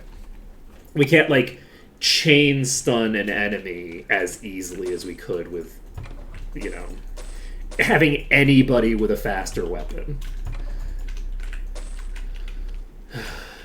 Yeah, we'll see what our first really good weapon is as well, because right now we haven't picked up anything too crazy. Like, we haven't picked up any weapons that have elemental damage. And that's going to be the first big, like, Yahoo moment, is picking up an elemental weapon. That'll go hard. Getting an elemental weapon is a big deal. That's another boss. It's a reflector. So the reflector doesn't do anything. And we can see how big of a difference there is between a... I guess it's going to have range attacks. I can't melee kite it anyway. These are much lower level than the Griffins, so it's tempting to just try to melee kite it. But while they're much lower level than the Griffins, they do have range attacks, so I can't melee kite it at all. It's just going to shoot me. It's not that I can't melee kite it at all. I don't think I can melee kite something that's going to be hitting as hard as it does and have as much HP as it does. But I could be wrong. They don't have a super high probability of choosing to use a ranged attack at any given moment, right? Like, see how many are coming at me, only one of them has thrown an attack at me. It's fairly common if I'm not running away from them for them to reach me before attacking. So, like, they don't have it. Okay, well, we've pulled the boss along with 6,000 other enemies, so I think that we're probably just going to go where we need to go. The double cover.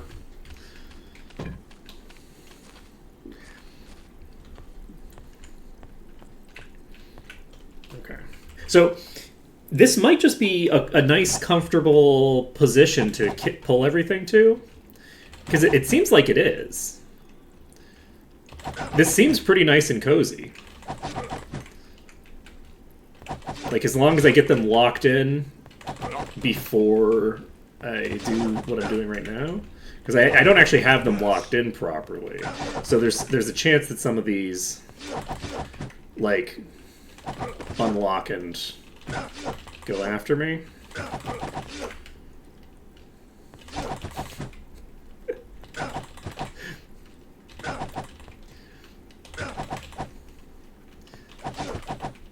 Does Canada have laws like the Brits do that makes it illegal to shit-talk the monarchy? Because Canada is remarkably monarchist, like shockingly so. I wonder if Canada is as monarchist as it is because it just pisses off the Quebecois. How much of Canadian politics is just like everyone else trying to piss off the Quebecois, like deliberately? Like it's presumably a non-zero factor, right? But like obviously the Quebecois don't want an English king, right? Like that would be a crazy thing for the Quebecois to want. So like, do they still have a king? In part just because it annoys the Quebecois.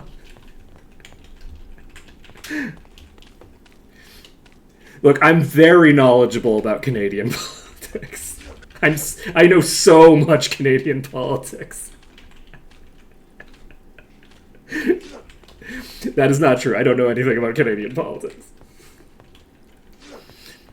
I know that the Quebecois are basically like are treated as kind of like the Texas of Canada. There are distinct differences between the Quebecois and Texas, right? Like in particular, I think that the Quebecois are like explicitly against the like mainstream far right parties in Canada.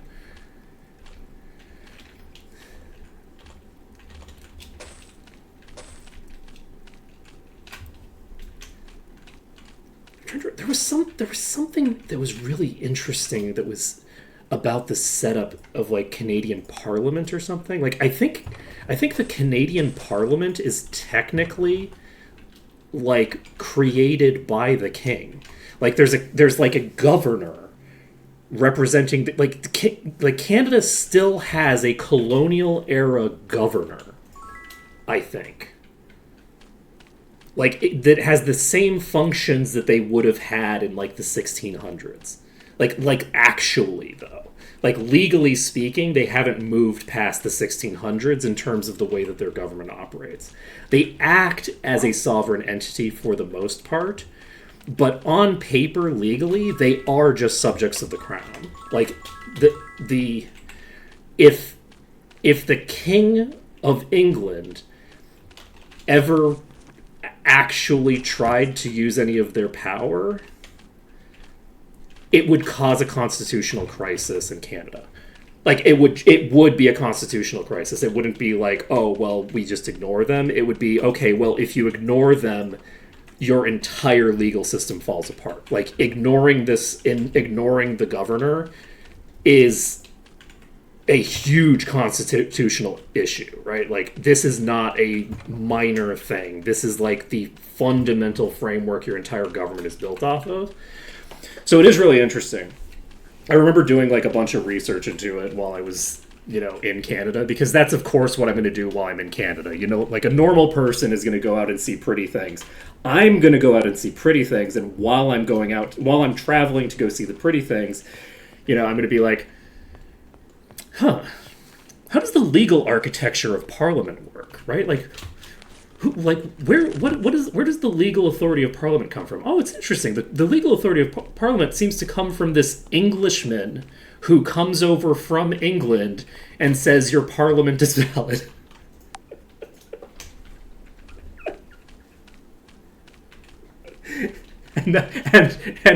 Without the Englishman saying yes, you just don't have a Parliament.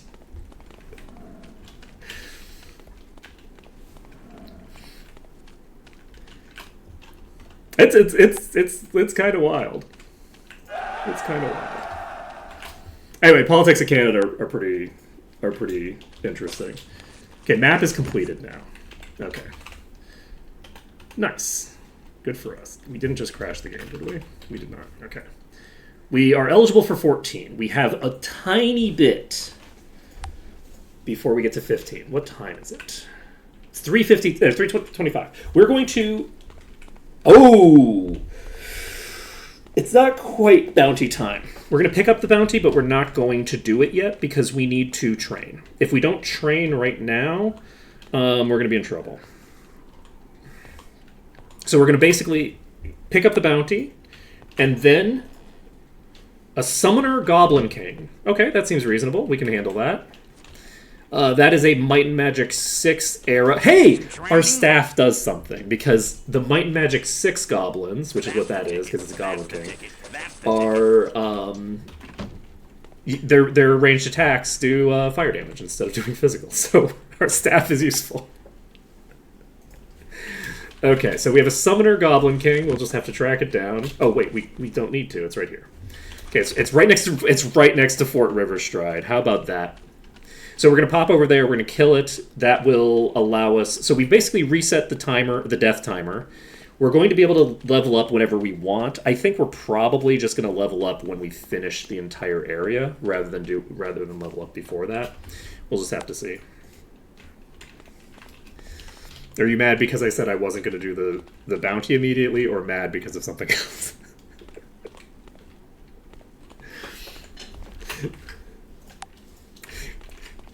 Is this British anger at my slander of the colonial empire? Hey, look, stories of Britain's colonies collapsing are greatly exaggerated.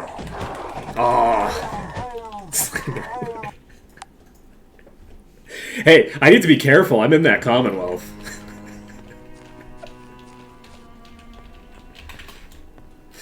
Like...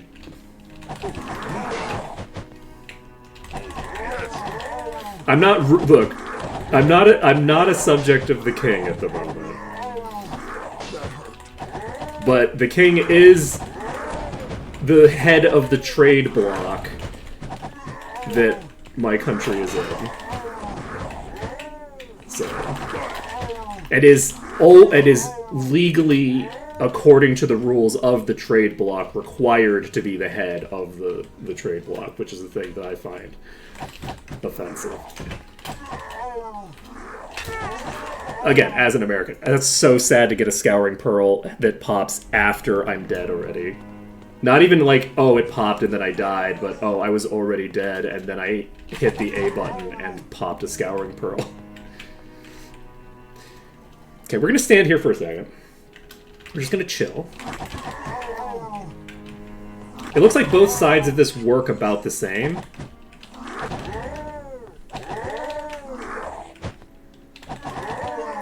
So, oh, concerning.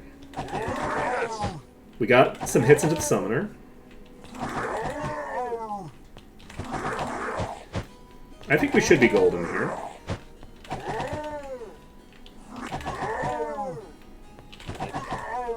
Okay.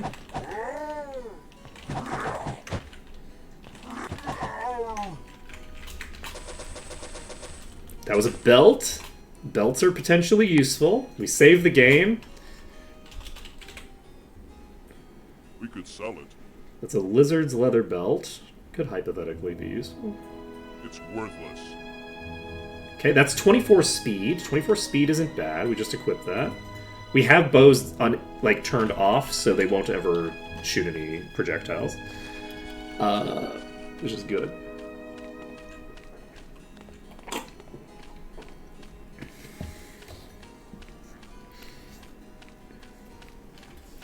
But it is actually very funny to think of how, like, people are so polite that they're unwilling to throw off the shackles of a literal king.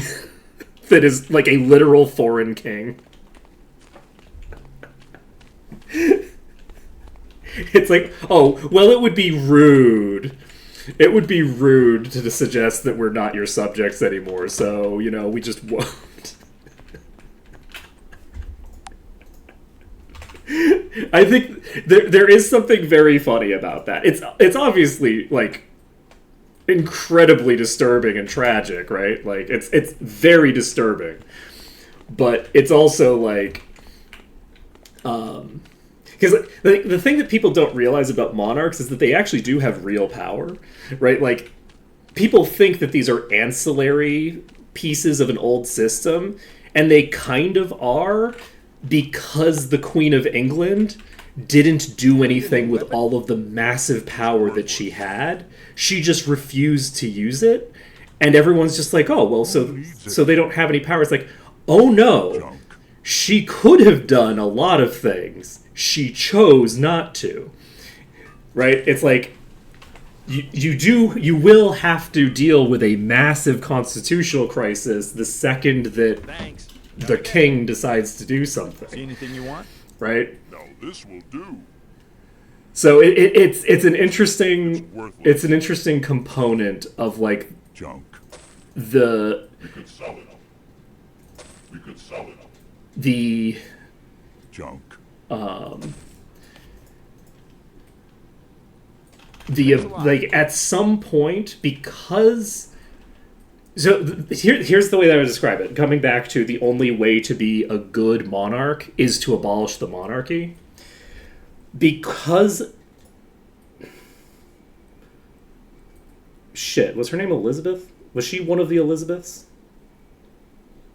Because the most recent queen, I've already forgotten her name. Because the most recent queen was a perfectly reasonable executor of her duties, who probably engaged in all sorts of horrible, criminal, evil shit, but, like, fundamentally didn't rock the boat. Because she didn't rock the boat, someone's down the... But she didn't abolish the monarchy. Someone at some point is going to. Right? At some point, one of Elizabeth's children or grandchildren is going to cause a constitutional crisis and potentially get millions of people killed. Right? That is going to happen. And the reason it's going to happen is because she didn't get rid of the authority to do it. Right? Sewers is big. We're going to do the really little tiny place here first. Though, actually, it's 5:30, so maybe it is better to do the sewers first. Because it's already past... No, let's just get this place done first. It's very easy, and we're right here. It's not... Easy is the wrong word. So yeah, we're going to do the tiny ring dungeon. Now, I say that, it's possible that someone else abolishes the monarchy before everything goes to shit, right? But everyone who kicks the can down the road is complicit in whatever the next monarch uses that power to do, right? That's just the way that it works, right? You had the power, and you didn't destroy the power, so you are complicit in what it's going to be used for in the future. Like, she was in charge. She was the ruler of that country for, like, 60 years. she could have normalized the idea of abolishing the monarchy if she wanted. She did not want to normalize the idea of abolishing the monarchy. It could have ended with her. She had the power to make that happen, and she didn't. And you could say, well, there wasn't any political move toward that. She could have created that by herself. She's the queen.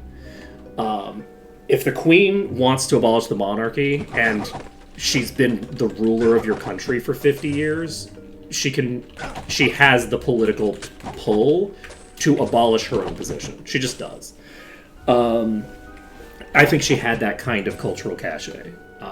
Again, because she held on to so much political, not political power, that's the wrong word, political capital, in the sense that, she really didn't rock the boat. She did not fuck with people. She kind of let things go the way that they were going to go, and normalized the idea that that's what the monarch would do, is just stay out of things. And that's only a half step away from just abolishing the monarchy entirely, right?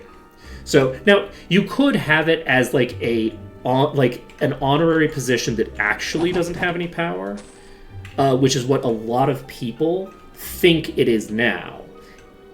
It's not. It's not. The king can do a lot of shit, okay? If the king wants there to be no parliament, that is a thing the king has the power to do. Right? Oh, well, they just elect a new parliament and go through that whole process again if the king dissolves parliament. Okay, but then he just dissolves that parliament. The king can dissolve the parliament at will. That is a power that the king has. So there is no elected representative for the country if the king decides that we don't need one. Now, if that happens, then who's in charge? Because the king can't make laws for themselves, except the king can make laws for themselves. It's just a matter of whether they're enforceable. Again, you come down to constitutional crisis. So depending on who has the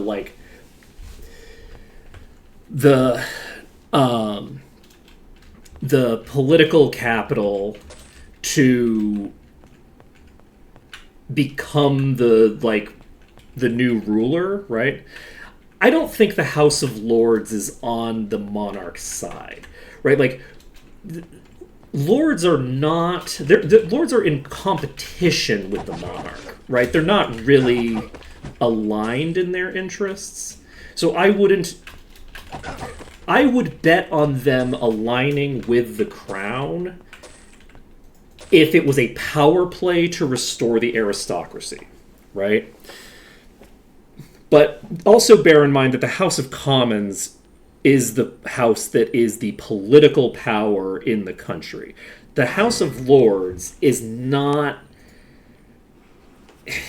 It's not a governing body in quite the same way as the House of Commons is. So I would be hesitant to assume that the power that the House of Lords has is in parity with House of Commons. I believe the House of Commons is explicitly supreme of the two of them. So the House of the Lords has the ability to do a bunch of shit. There is stuff they can do. They have powers akin to the Senate in some ways. Well, but the thing is that the monarch also has reason to abolish the House of Lords. You have to understand, if the monarch is making a power play, that is going to take power away from the lords, because the monarch is taking control. So in modernity, it's very unlikely that you would see a decline into feudalism. You'd be seeing a decline into fascism, right? With the king wanting to become an absolute dictator, not become a king. Because kings are not absolute dictators. Feudalism is not a dictatorship. That's just not what it is. We present it that way as if that's the way that it was. That's not really what it is. Feudalism is more of it's a mafia style my family and your family have an understanding, and you maybe have the Dawn, but the Dawn doesn't control everything. Everybody has their own interests, right? And those interests are sometimes intersecting with what the Dawn wants, and sometimes not. Let's see. Yeah, well, that's the thing, right? Like, the really unfortunate thing is that, like, dictatorships are popular, right? Like, dictatorships are super popular. It's just a thing people seem to like. Democracy is a thing that you need to educate people into desiring and educate people into maintaining. Like, it's not a thing that, like, is a natural, inevitable consequence of revolution. Most revolutions give you a dictatorship, right? Like, the French Revolution didn't give you a democracy. It gave you an empire, right? Like, you had an emperor at the end of the French Revolution. You had a fascist dictatorship at the end of the Russian Revolution. Like, it's not super common for the peasantry and the working class to do a great job of violently creating a state in their own interests. It's just not a thing that typically happens. I'm sure there are examples of it, right? Like maybe Haiti, but like Haiti got so screwed. I don't know a ton about the history of Haiti, but like Haiti got really, really screwed over. Like, Haiti is still paying reparations to the French, I think. Like, Haiti still has to pay reparations for freeing the slaves. The modern country of Haiti is paying France for the audacity of freeing the slaves. Right? So, you know, look, sometimes the revolution itself is fine, but, you know, the international community is kind of shitty. The international community ain't too hot.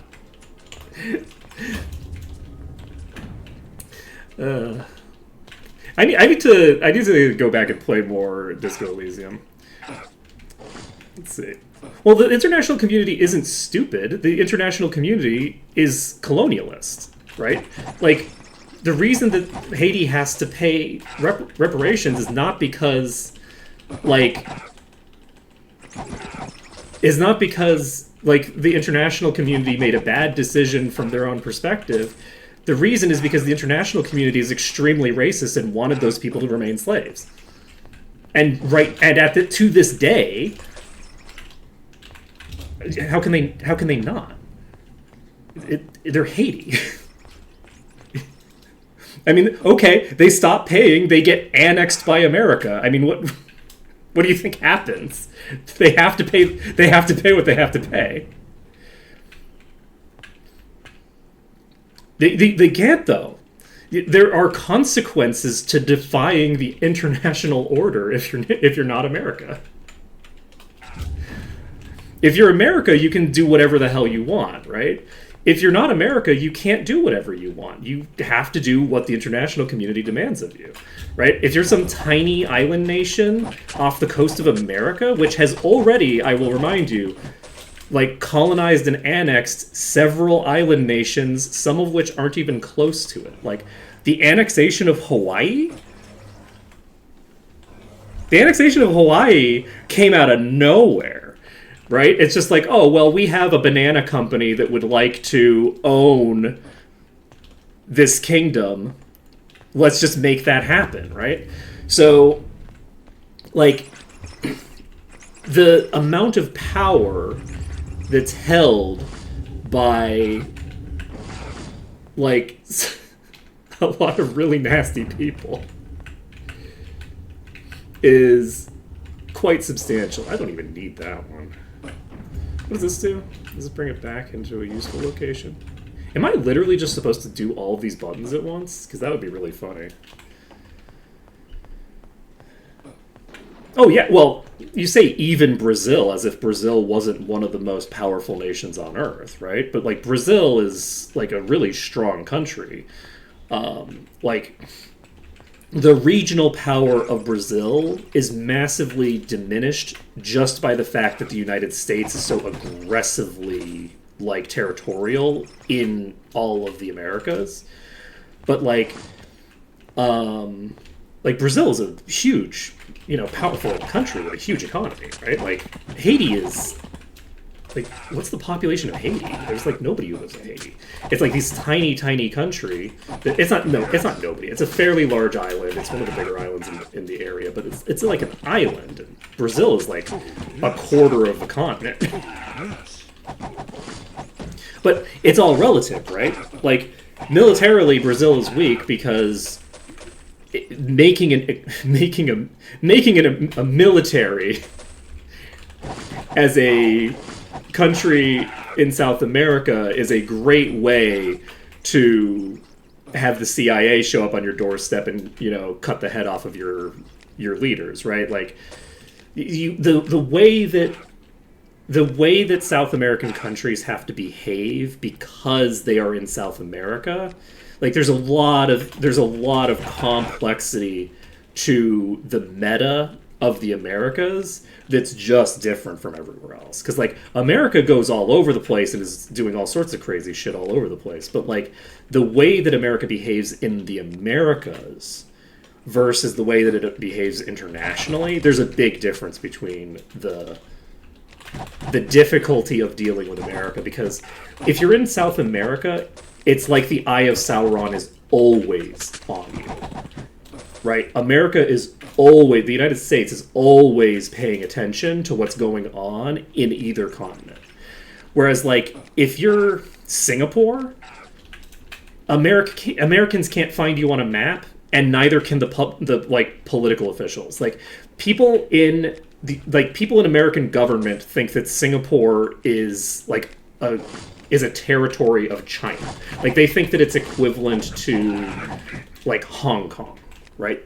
They think that it's like a free city within the Chinese zone or something, right? That's what they think of when they think of Singapore, which is just, Singapore has not very close ties to China. Like, China is obviously is a superpower. Everybody has ties to China economically. But, like, Singapore's nowhere near China. So, anyway, point being that, like, if you're, like, elsewhere in the world, you can have a military, right? If you're in... I feel like if you're in South America, having a military is just an excuse for America to come kill you. Like, I would be very concerned.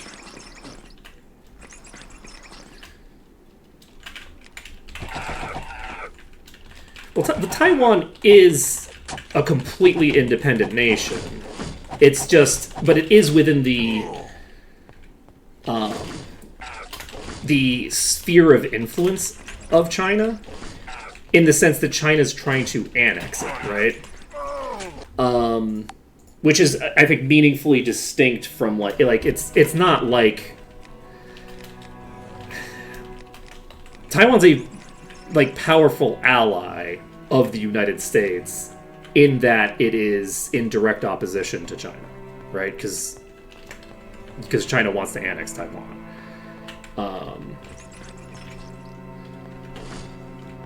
So like that is very much our interests are heavily aligned.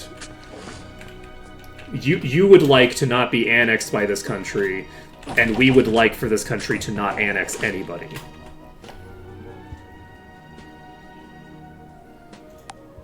Well, most countries do consider it part of China, but they're just wrong, right? They're just lying because it's convenient. Like, if you were to ask a diplomat and they were actually telling you the truth, which is not, it's never going to happen. A diplomat's never going to tell you the truth about this. Everybody knows that they're not the same, that it's not part of the country, but it is a political convenience to describe it as a portion of the country, right? That's the dynamic there, is that it's like, it is a matter of political convenience to do so. But like, it's not, like, on an objective level, there isn't like even a claim there to suggest that they're actually the same country, right? Like, China can claim that they have a territorial claim to Taiwan, which, in my opinion, is a crazy thing to suggest, because Taiwan was a recent acquisition of the Republic of China, and if you look at what the name of the government of Taiwan, the name of that government is the Republic of China, because that's where the government fled to when the old government was basically when they got conquered, right? So the political entity that would have a claim, like a legitimate claim to the territory of, a not very legitimate claim to the territory of Taiwan, let's be clear. The Republic of China doesn't have a good claim to Taiwan. I guess, well, the historical Republic of China doesn't. The current one does, because it's literally a government of Taiwan. Like, it's a local government. But the original claim would have been weak, but like existent, was held by a different government, right? Like, Taiwan just isn't a historical part of the Chinese Empire in any way. And even if it was, that doesn't mean that you can annex your neighbors, right? Like, does Mexico get to just say, okay, well, at some point we owned Texas, so give us Texas back? Like, that's not a casus belli to invade another country, right? Mexico is not allowed to invade the United States because at one point they owned Texas. And to be clear, the People's Republic of China never controlled Taiwan. They have literally no claim to Taiwan. That government never controlled Taiwan. They have no claim at all.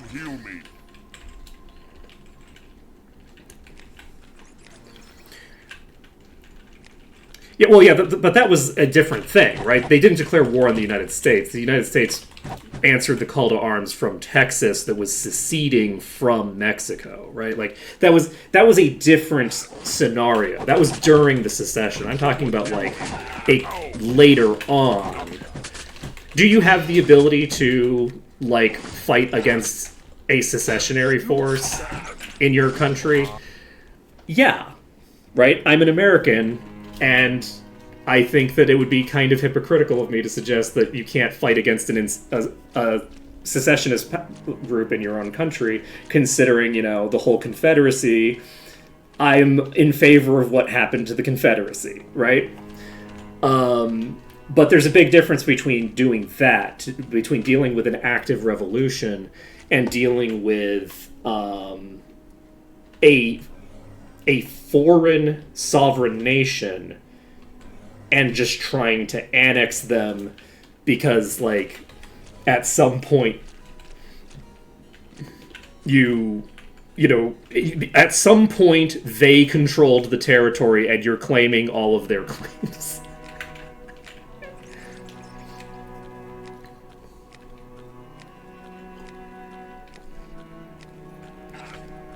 Well, that's the thing. It wouldn't really matter. Like, it wouldn't really matter to me, like, whether, like, annexing territory is illegal for a good reason, and it should remain illegal. Like, you should not be able to annex territory. We have the borders that we have. There are diplomatic ways by which borders can be shifted, right? But military conquest just is not a thing that should exist. It's very bad. It just destroys people's lives for no reason. It's bad. We just shouldn't have military conquest. So I'm very content to never have to basically just never say that anyone ever has the right to annex any territory ever again. I'm very comfortable with that. Like, regardless of any of the situations involved.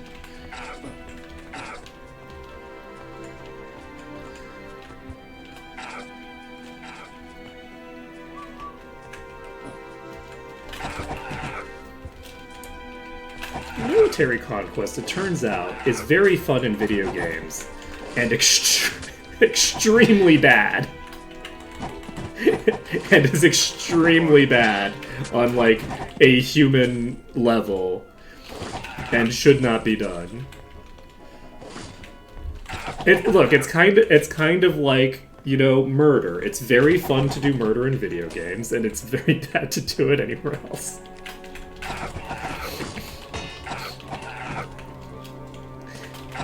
Just don't do it.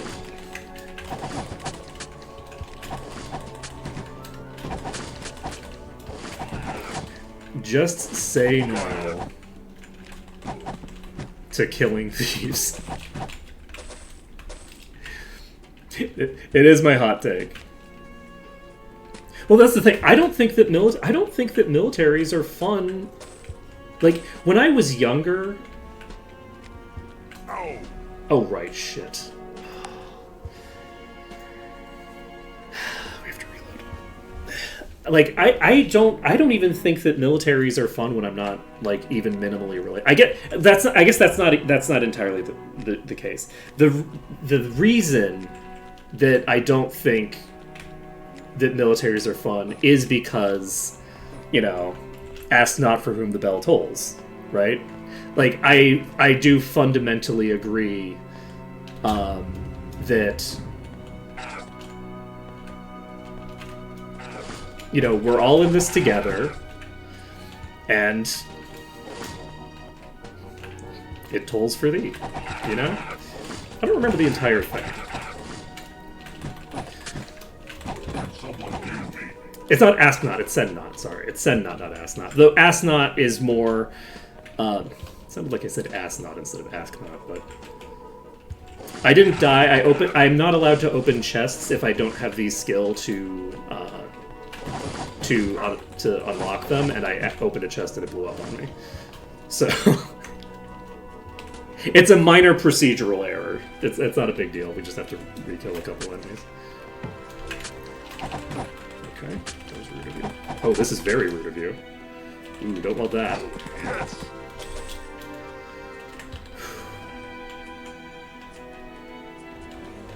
Well, militaries aren't great for doing humanitarian actions, but militaries are useful for stopping other militaries, right? Like, I'm not a pacifist. I'm not of the belief that, like, that the British should have followed Gandhi's suggestion in World War II and just laid over and died. I think that was kind of cringe, but also he was talking to the imperial power that was subjugating his people. So, look, if... maybe he didn't have their best interests at heart with his advice to them. In which case, that's fine. But, like, I'm not a pacifist. It's just that, like, the only way that, like, a military is going to do something useful is in preventing another military from doing a thing, preferably without needing to do anything at all. Like, the more, like... the more that violence can be,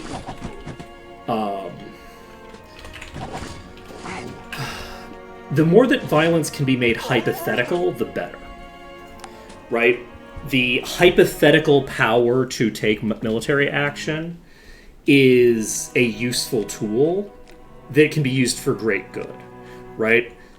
If you go into this country, my military will stop you and you cannot take on my military, so you don't go into that country in the first place, you can save a lot of people with that. With the threat of violence, you can do a lot of good with the threat of harm, right?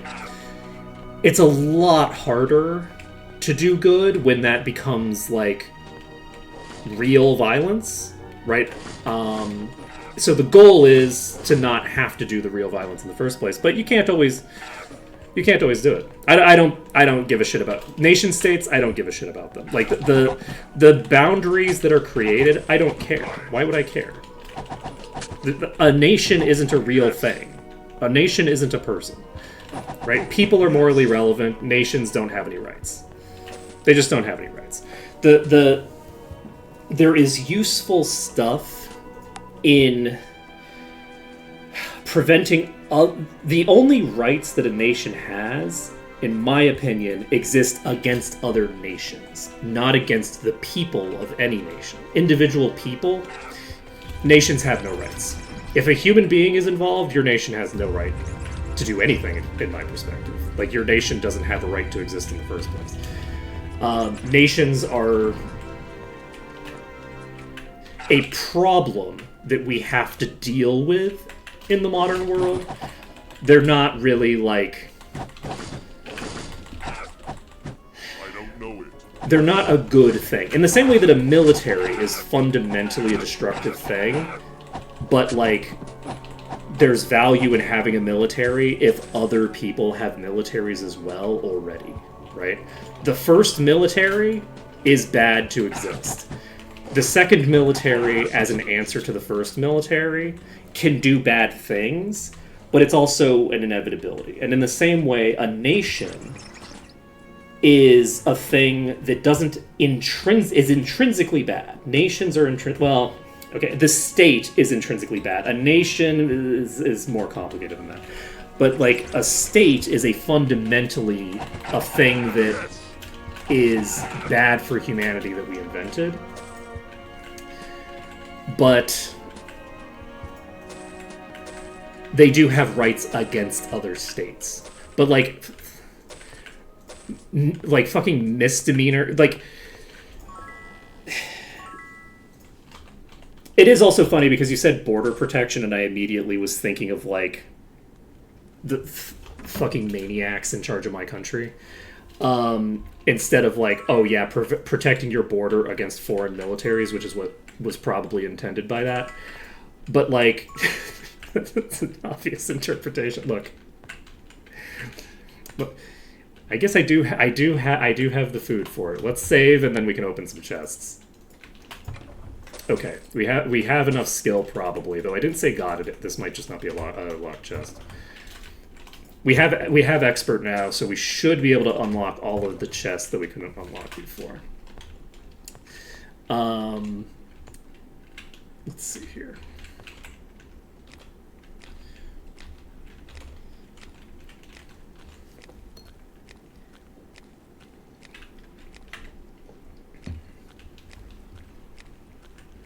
But yeah, like, as an American who's like a you know, true-hearted American, I'm a true American patriot.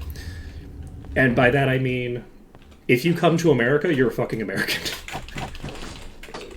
The moment you step foot in America, you're an American. And if you leave again, you still got a little bit of that American in you. You're kind of still American. Even if you just if you took a vacation in New York for a couple of weeks, you're an American in my eyes. And that's the true, proper American way to think about the world. That's, in my opinion, that is what America is all about. The like, all the weirdo nationalism shit, all that shit is some fucking European bullshit that I think has no place in my country. The old world cares about, you know, about blood and soil. The new world just cares about soil. And if you care about blood, then you don't belong in the new world. Go back to fucking Europe.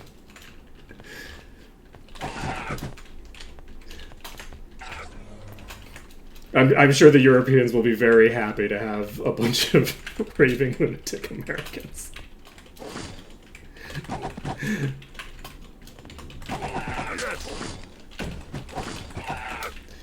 Now, obviously, for non-Americans, they don't have to agree with that sentiment. But, like, you know, for Americans, it's... I think it's practically treason to disagree. It's like the entire point of the country. It's like all of the propaganda that we're fed as children ties into like the concepts of the like the egalitarian promise of the United States. Like all of it fundamentally ties into that.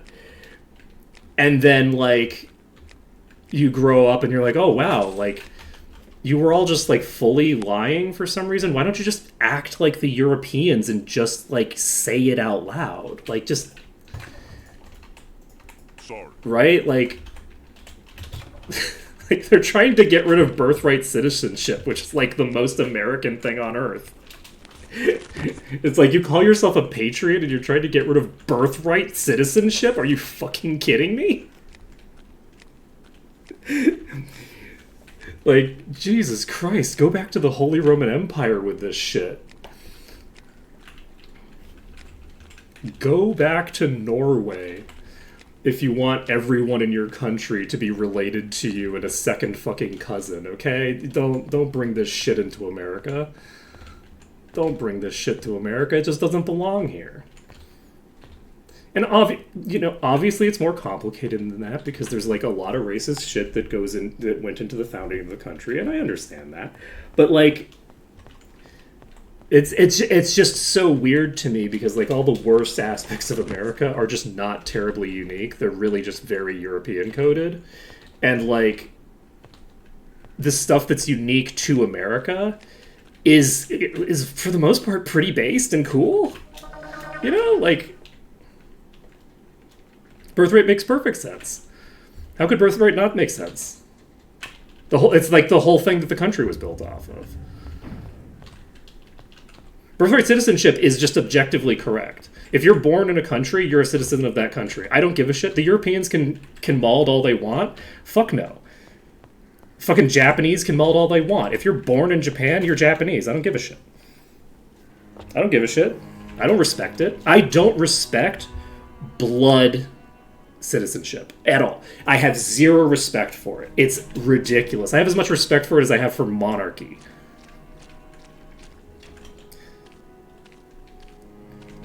Birthright citizenship was created because the country was built by immigrants. And so they wanted their children to be citizens. Like, you have a hodgepodge of random people who come to the country from a bunch of different ethnicities. The reason that birthright citizenship is a thing in America is because there is no American ethnicity. American isn't an ethnicity. French is an ethnicity. There's no such thing as an American ethnically. Americans don't have it. It's just not a thing. We don't have ethnicities. So what ethnicity gets citizenship? That doesn't make any sense. White isn't an ethnicity, it's a race. So the idea of a ethnic blood tie being the core of your nation state cannot exist in the United States. It is a fundamentally un-American thing to suggest otherwise, because it just doesn't make any sense. There's no ethnicity you would tie it to. The Japanese tie it to ethnicity. They tie it to being Japanese, and specifically, I believe it's Yamato is the subcategory of Japanese that you have to be in order to get access to it, because just because your family has lived in Japan for the last 3,000 years doesn't mean you're a citizen of Japan, because they don't have birthright citizenship. And it's crazy, and it's wrong, and it's evil, right? But the original natives aren't an ethnicity. There's like several hundred, and most of those are fabricated, right? They're like fabricated out of like compiling 6 ethnicities together, right? They're talking about like merging entire linguistic groups into one people who don't have a shared common tongue. Like the native population of the United States isn't an ethnicity. It was probably thousands or tens of thousands of ethnicities, right? So, and then they were all murdered. Can I help you with anything? Right? So, like, those people aren't, like, an American ethnicity. Who needs it? Like, the United States doesn't have a group that is associated with it. It has huge numbers.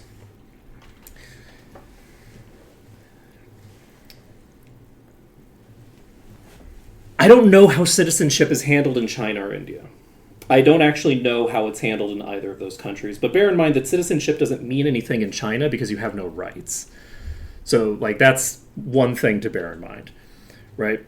Is that I think that the entire old world has governmental structures that are fundamentally built off of We could sell it. terrible concepts of what counts as a citizen of their country. We could sell it. Right? And I don't know if India has birthright citizenship. I don't think that it does, and I have no idea how they account for that. But it's important to recognize also that, like, Sell it. Thanks. Come India isn't. India's complicated and bad. Let's be clear. India is a complicated and bad place that was built off of genocide, right? Like, India is not a role model for how you want to run things, and neither is China, right? Need a new Like, weapon? they're currently planning to do another genocide in It's India, worthless. right? India's currently Who needs run by, you know, junk? ethno-nationalist fascists who want to It's worthless. kill every Muslim in the country, We could just sell kind it. of flat out. It's Like, that worthless. is not just want to, but are actively pursuing steps to make it happen, right? That's what's currently going on in India. It's worthless. Same basic deal is happening in China against the same group. Like, the international order, like the international world hates Muslim people Sorry. to such an insane degree that it truly boggles the mind. Like, the degree of racism that is, like, just completely normal against Arab people in general, but, like, what is the there's no like, it's not racism when you're going up against Muslims generally, right? Because, like, Uyghurs are not, like, Arab or anything like that, right? It's not like it's a racial category. But, like, as long as you're targeting Muslims, you can do any amount of genocide you want, and the international community will not bat an eye. It simply doesn't matter. Like, the international community despises Muslims on a level that is incredibly disturbing to me, as someone who lives in a country with, like, 20% of the population is Muslim, right? Like, it's absolutely mind-boggling how overtly genocidal the median, like, I can't identify. I would say, like, the median liberal is, like, outright genocidal want? toward Muslim people. I'd feel fairly confident in saying that. Like, some of the shit We could sell it. that they said during the early stages of the Ukraine war, like, on television, Thanks a lot. were really, really wild. Yeah, how many superpowers are Muslim-dominated countries? I don't give a shit if an individual is interpersonally racist. I don't care. I care about power structures. If you create a world where murdering a Muslim isn't considered murder, and people don't like you as a result of that, that's not even racism, man. That's just you hate these people so much.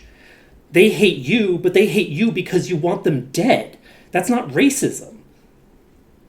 Right? Like, when the median person in America thinks that, like, nuking the entire Middle East is a good political strategy, people don't like Americans who are being actively threatened with being murdered. Right? Like, that's the, like, oh, this is shocking. It's like, oh yeah, interpersonally, some people in America are not, actually, like, I don't want anyone killed. I can't. And I would prefer that people don't prejudge me personally, but, like, my government? Right? Like, my government is gonna do a bunch of crazy shit. You can go ahead and prejudge that the American government is full of racist pieces of shit, right? Like, that's fine. I don't care. It's true. So, like, when the people with power are the ones who are responsible for how radical the world is, right? Because you have power. And the people with power, nobody in this chat has power. Okay, nobody involved in this conversation has any power, right? Junk. But, like, the governments of the world that have made it policy that the lives of Muslims do not matter, and that you can just bomb places of worship and that's good, actually, and, like, you can just do whatever the fuck you want as long as the target of the violence is Muslim. That's not, like, there's no way to live in that world and then complain about people being mad. Thanks. It had identify item. So this one-hander has the identify item skill, so I switched to it to identify some stuff in my inventory. It's sitting in inventory 5 in this because it's like a item that I'm holding on to for that purpose. But yeah, like, I remember playing BioShock Infinite, and I remember being really annoyed at the attempt to conflate Right away. people that were forced and subjugated into a system of violence who were then violent themselves, and people who made the system of violence in the first place, and be like, oh, well,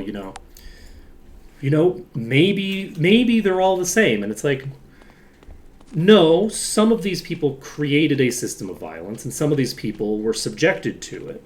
And there's a difference. Like, there's mechanically a difference between the person who creates a system of violence that creates violent people and the people who are in that system who get radicalized into violence by it, right?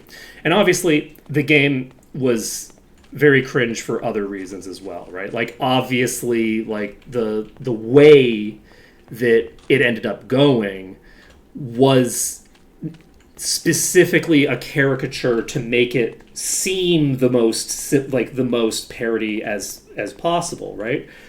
But it was, even with the caricature, these aren't the same thing, right? Even with the caricature, it's not the same thing, right? Like, the dynamic is different between the people who are being subjugated and the subjugators, right?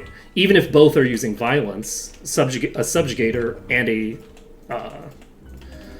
a person who is subject to that subjugation are just not the same. They're just, there's a difference between those two things. And there's the question of, okay, someone who's been raised in this incredibly violent system, how do you take that violence back out of them? And I don't know that there's a way that you can do that. I don't know how you do that, right? And individual people are obviously responsible for their own behaviors, right? But, like, on a systemic level, it's like, okay, well, let's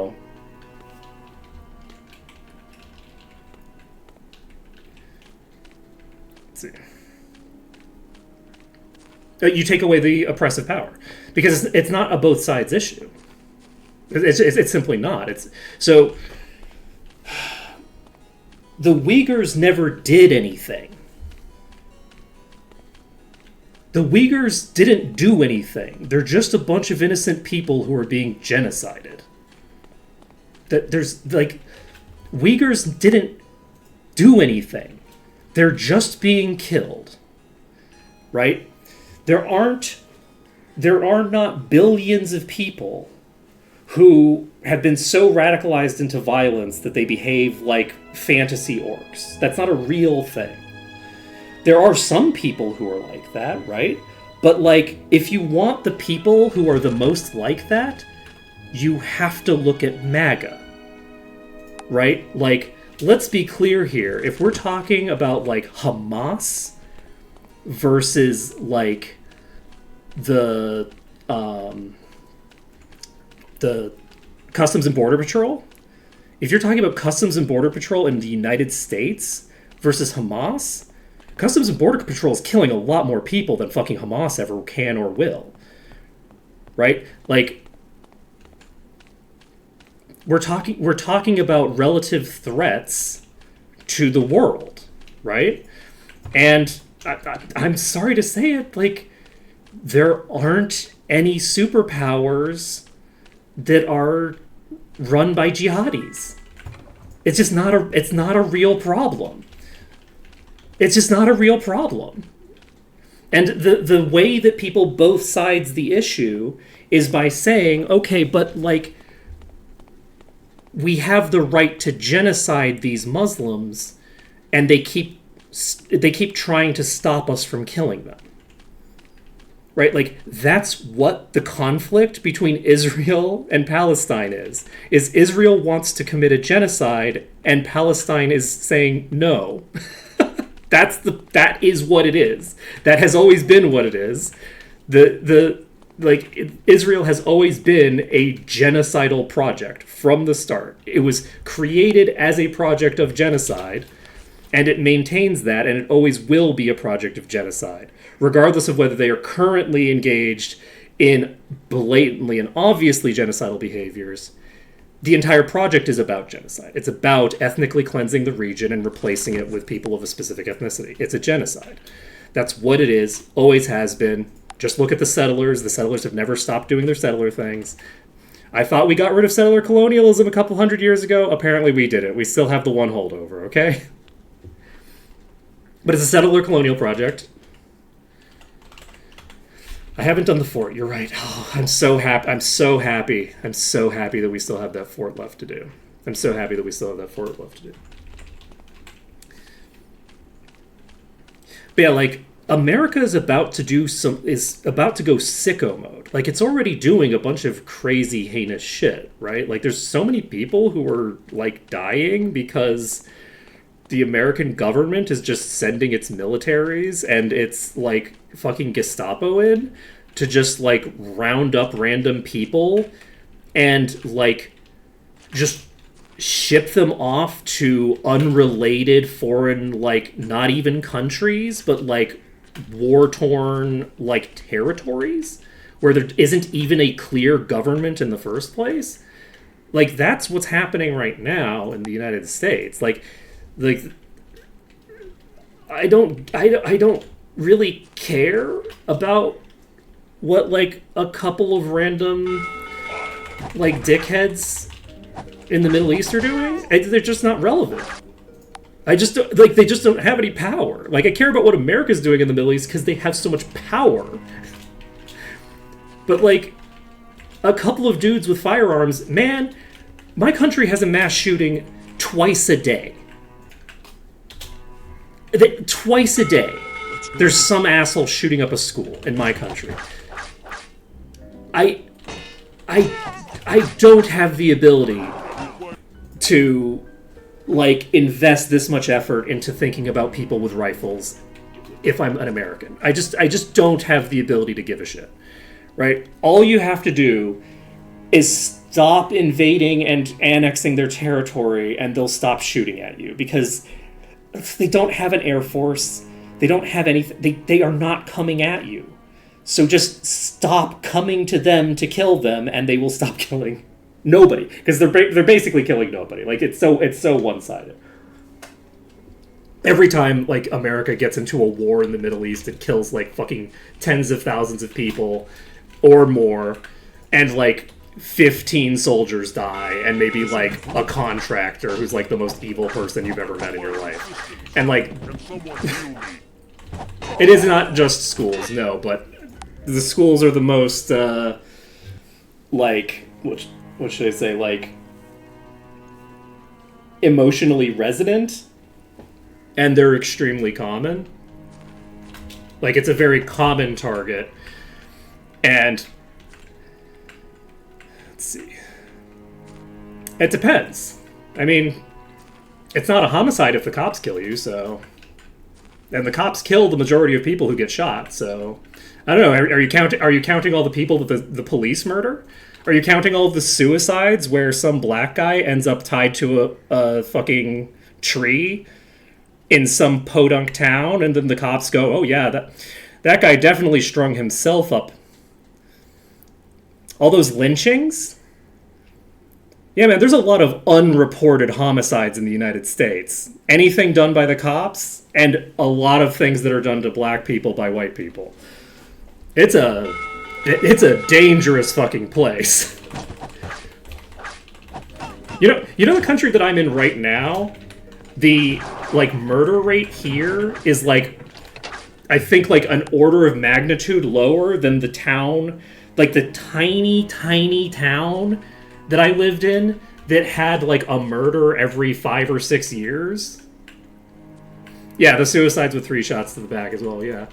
But, like, there's plenty of countries that have, like, higher homicide rates than the United States, but I honestly don't know how many real countries. Like, are you counting places that are active military conflict zones? Or places that are technically not, but where it really, like, in practice is? Like, there's a lot of violence, and the United States is a really violent place. There's really not a lot of places with a homicide rate as high. Like, where in Asia are you going to get, like, a homicide rate on part? Let's find out. How many countries have a lower homicide rate in the United States? I will admit, it's hard to measure cross-country because everybody uses different types of figures. Homicide rate by country. Like, not all countries, like, actually count the numbers the same way.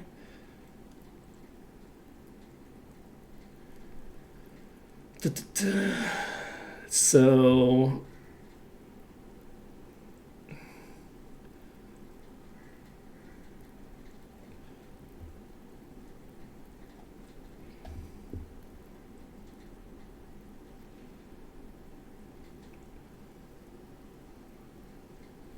Why is Australia's homicide rate so high? Like, wait, no. This is...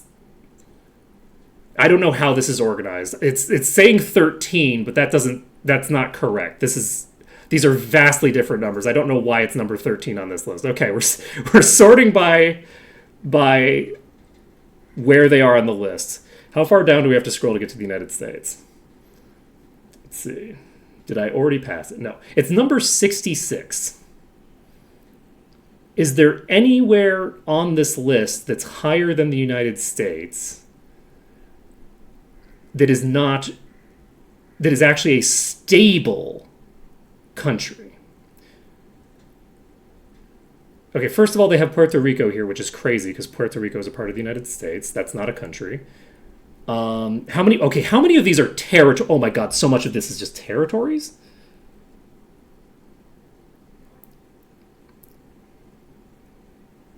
Oh my god. Number 2 on the list is the U.S. Virgin Islands. Like, the United States is almost certainly in the top 30, even if you separate out the most high-density murder capitals of the United States. You have the British Virgin Islands, which is a territory of the UK. Is there a way to sort this that only includes actual countries? Rude. That's rude. The United States has an extremely high rate. I don't see any countries here that aren't subject to the United States, subject to repeated American, like, CIA intervention. Like, South America is all over this place, but that's because America keeps invading South America and shooting everybody. Like, you can't have a stable government when America's in the region.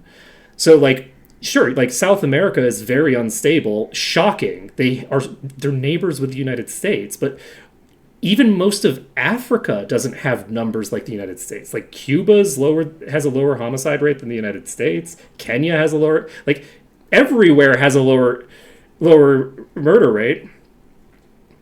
Even Myanmar, and that's a war zone. Like there's multiple war zones that are way lower on this list. I'm just looking at Wikipedia. The original source is based on the United Nations Geoscheme. So this is based off of the tables that were provided by the United Nations Office on Drugs and Crime. So this is the United Nations reported. Then look, Mexico is controlled by drug cartels because America wants it to be controlled by drug cartels. Nothing happens in the Americas without the express permission of the United States. Nothing is unrelated to the United States in the Americas. It's impossible to separate American military action and American CIA behavior from the politics of the region in any way, shape, or form. Right? Like, every time you have an election somewhere in the Americas, America, the United States, makes the active decision every single time there's an election anywhere in the region as to whether they are going to overthrow the new government. They actively choose to do it or not do it every time. There isn't a time where they're just like, oh, we weren't paying attention and the government changed. There is always the question, will the U.S. come in and coup us? With every single government change that any country in the Americas will ever have, you always have to deal with that. And it is real hard to be stable with that kind of threat on the horizon. Like, it just is. Like, you can't separate the geopolitics of the Americas from the United States. It's just not possible. Like, even if you ignore this stuff that... Well, then you're wrong. I'm sorry. Where do you think they're selling their shit? They're selling it to American cops. The U.S. controls... Well, okay. The U.S. doesn't control everything in the region. The U.S. decides whether they are going to stop any given country from doing what it's currently doing and reset it with a new fascist coup. And they can do that whenever they want. And they do repeatedly.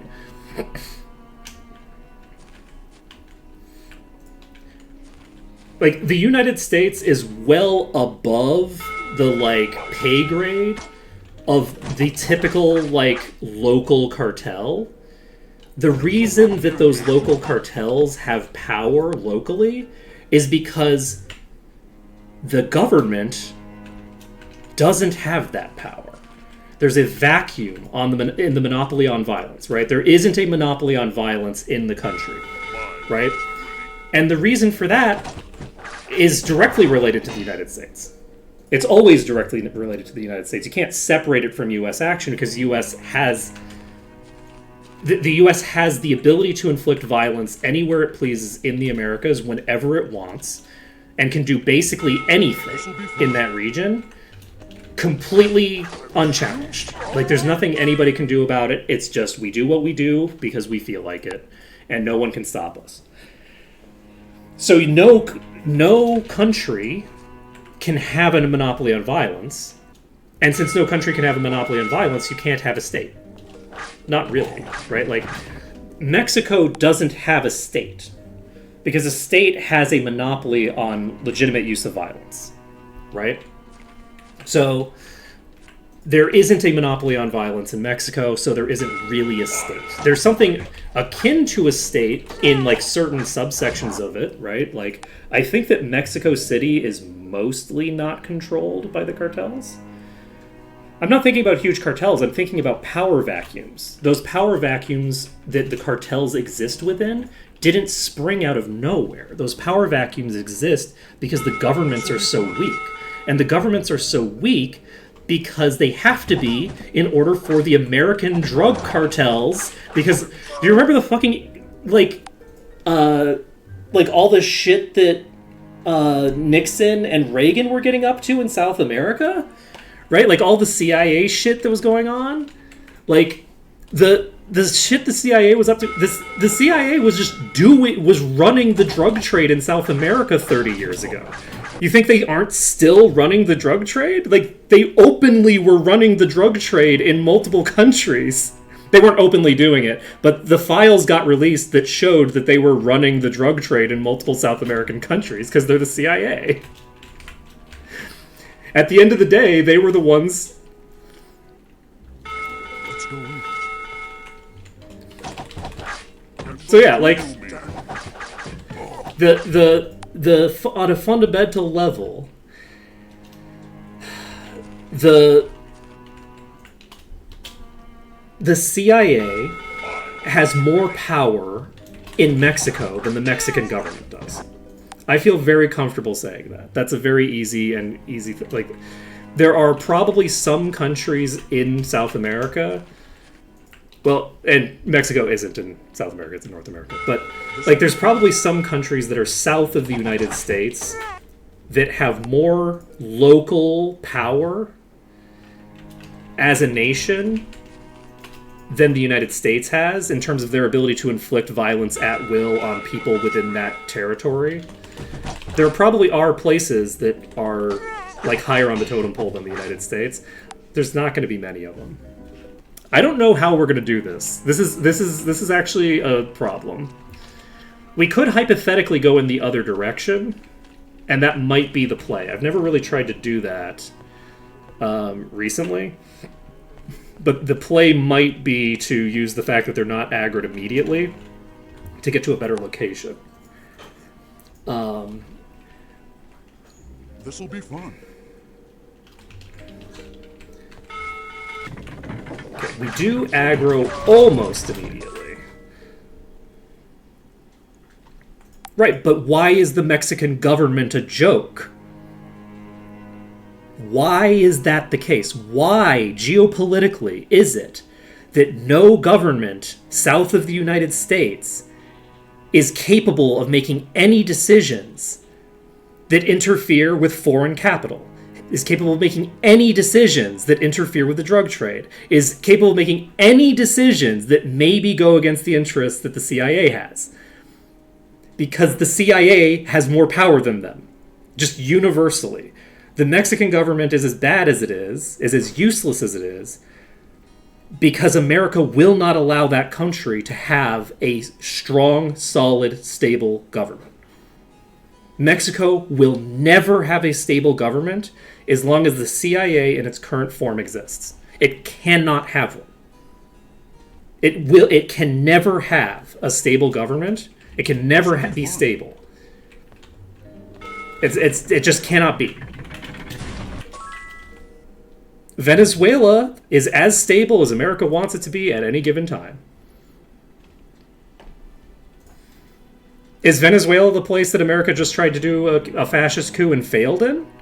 Because that was funny, but it also demonstrates that, like, every other time America tries to do a fascist coup, they succeed. Right? Is Venezuela the one that they did that in? Well, but that's the thing. They sure tried, though, right? They sure as heck tried. And America is falling, right? Like, America's losing its power, right? But just because it's losing its power doesn't mean that anybody can actually be stable down there, right? Like, America hasn't gotten what it wants in Venezuela, I don't think. Again, I'm not, like, intimately familiar with all of the stuff that's going on in South America. I'm familiar with some of the basics. Yeah, okay. Like, but, like, there's a difference between, like, so think about it like this, right? Putin hasn't accomplished his objectives in Ukraine. He's not gotten what he wants, but Ukraine will never be stable and what's the word? Ukraine will never be free as long as Putin is trying to kill them all. Even though Putin has thus far failed to accomplish his objectives, it still doesn't mean that Ukraine is fine. Ukraine is in a really rough spot and always will be as long as they have the threat of annexation. They have to reorganize their entire society to fight back against that annexation. Venezuela, if they want to prevent the United States from fucking with them, has to invest a lot of energy into preventing the United States from doing what it wants to do. Right? And that's the... Oh! We don't have our buffs. We do have our buffs. Shit.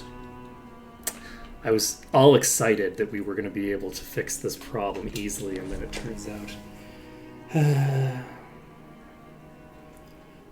Let's see. I don't think that's true. I think it's in the interests of the European Union generally for Russia to lose the war. Because let's be honest, like, the European Union is not like America-sized. The United States doesn't have a vested interest in that conflict ending because America just makes money from the military industrial. Like, the military industrial complex is to a large degree like the thing in America.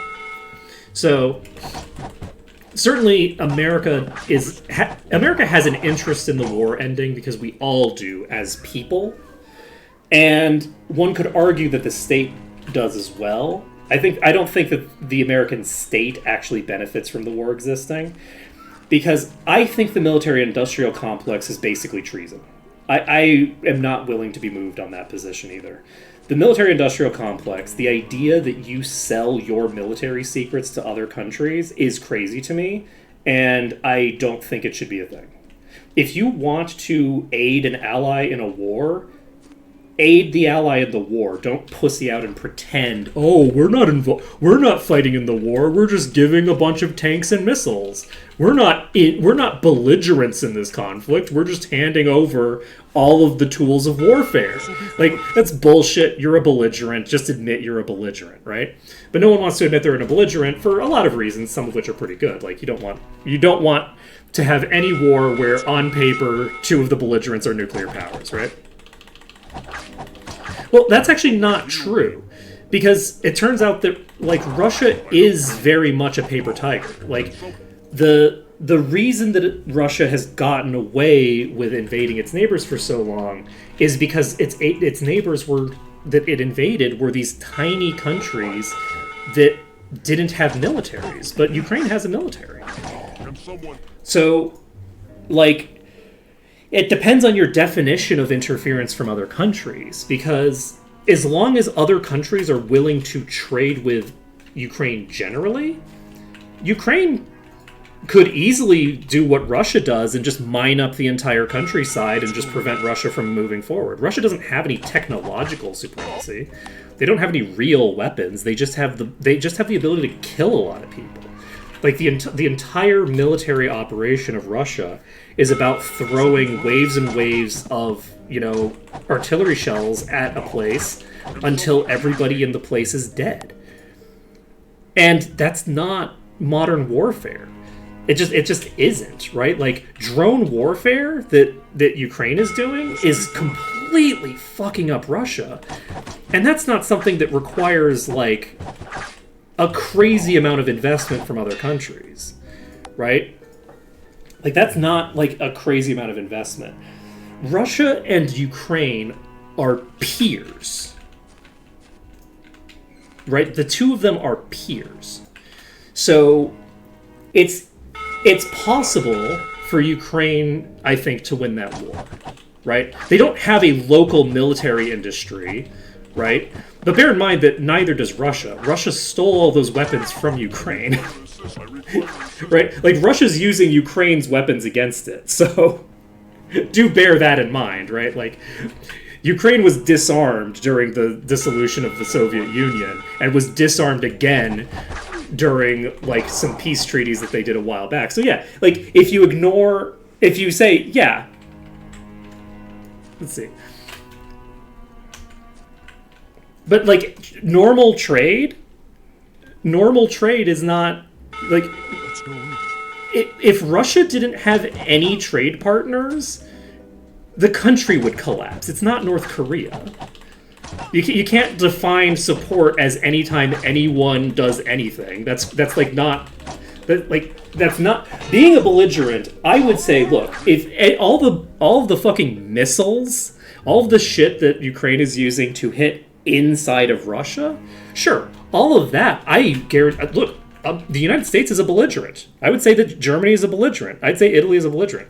All I'm saying is that Russia has fucked this so badly that you have to remember that nobody got involved until, like, several weeks into the war, because everyone just assumed that the war would be over, and then Russia just completely failed its initial offensives.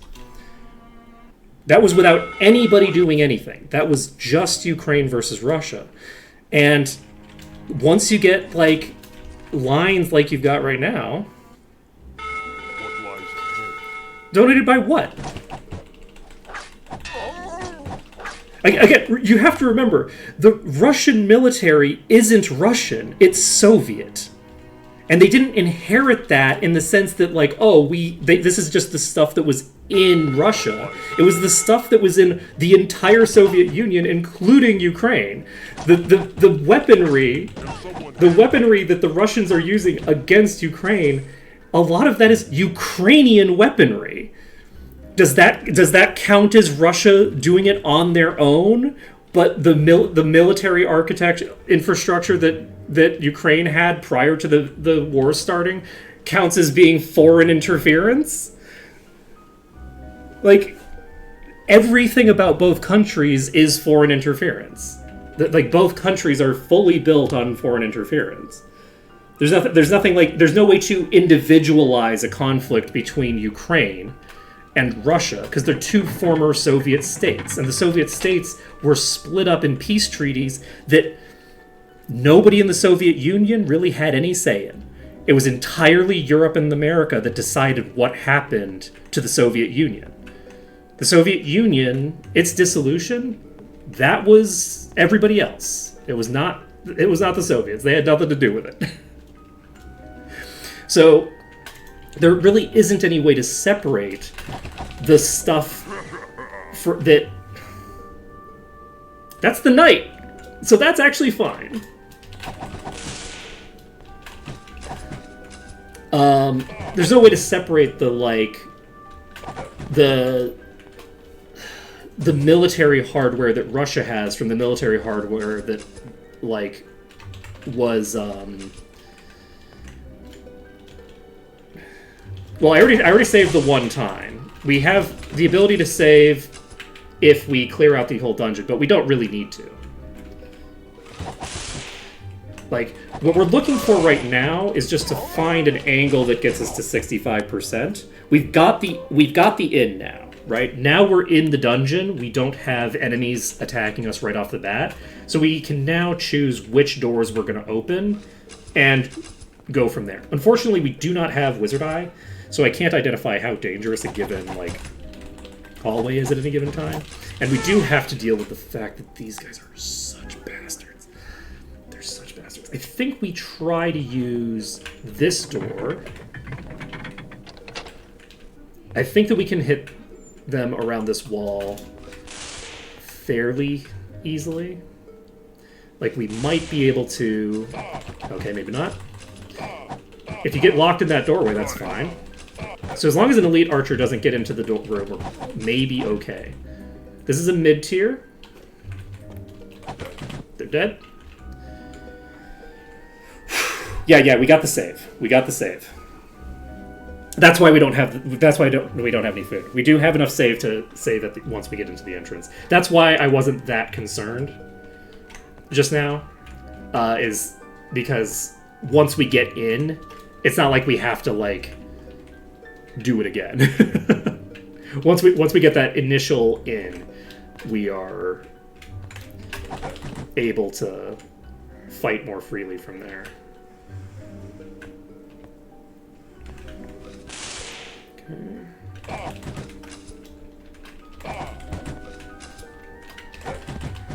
Okay. Okay. We're at 15.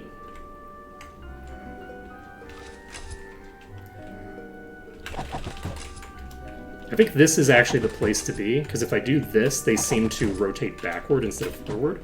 And if they rotate backward instead of forward, then I can keep myself safe. The question is whether there's... Okay, that's it. That's all the enemies that are in this particular pack. So, we do have this one here. That's not one. That's a lot more than one. Okay. You're already injured. Can I kill you before you get the kill? Yes. Not because I actually did it, but because I got it given for free. Unfortunately, too many leaked. We're dead.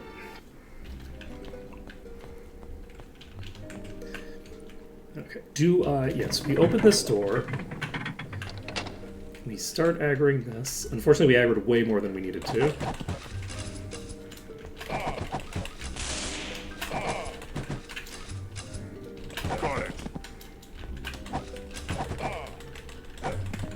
I actually really like this corner.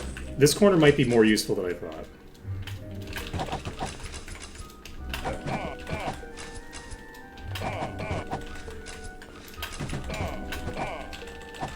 Because even once they are approaching, they actually approach so slowly and inconsistently that I might be able to deal with like a fairly large pack in that location. Okay, that is way more than I would have liked. It's okay. Okay, don't love what you're doing with your life. Okay, we're dead here. I wonder if I can hide in this. Probably not, right? Okay, that's not gonna work. That's not gonna do it for me. Okay, we have about 30 minutes left. Let's see if we can manage to clear this in the next 30 minutes.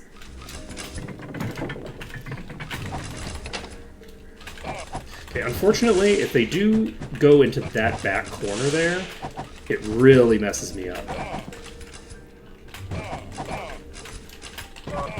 Oh, damn, we got hit around the corner.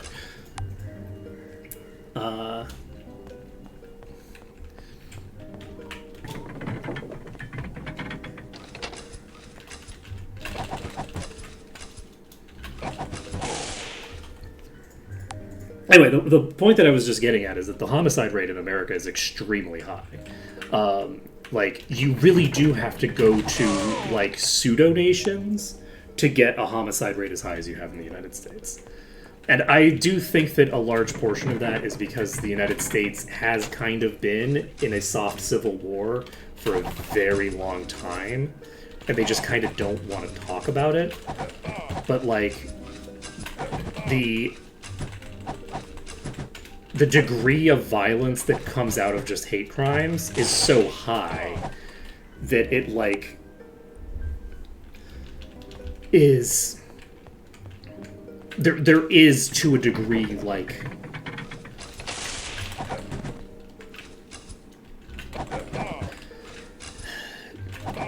we are in a sort of civil war in the United States and have been for many, many decades. We probably never stopped the Civil War, would be the way that I would describe it. It's just that instead of the North fighting the South, it's instead like racist hicks just killing people. Like, that's like the dynamic. And it's gotten to be more than just that. Like, the incredible violence that's perpetrated by, like, just, like, antisocial young men in the United States is, like, a true... Like, it's a phenomenon that, like, it's very difficult to study because it's, like, it's a uniquely American problem. And it's kind of hard to talk about without, like,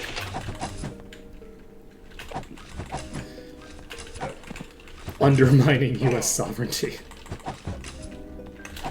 Like, how do you like study the phenomenon of, like,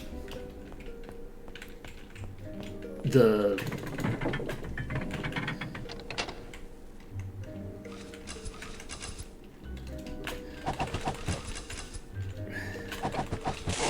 the like just rise in interpersonal violence, and I mean, for the most part, violent crime is on the decline, right?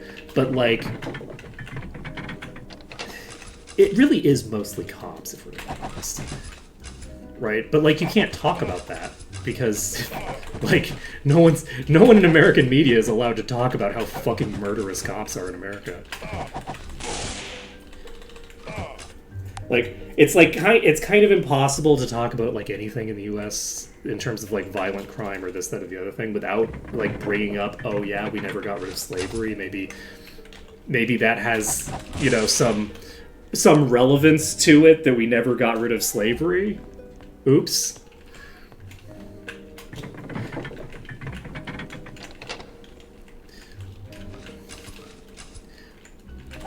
Liberals will win a whole-ass war against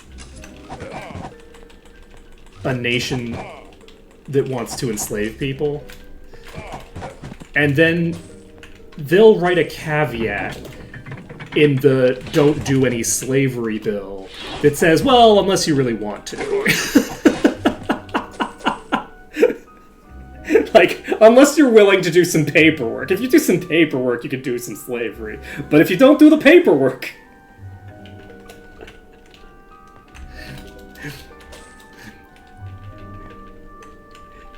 So for those who don't know, in the United States,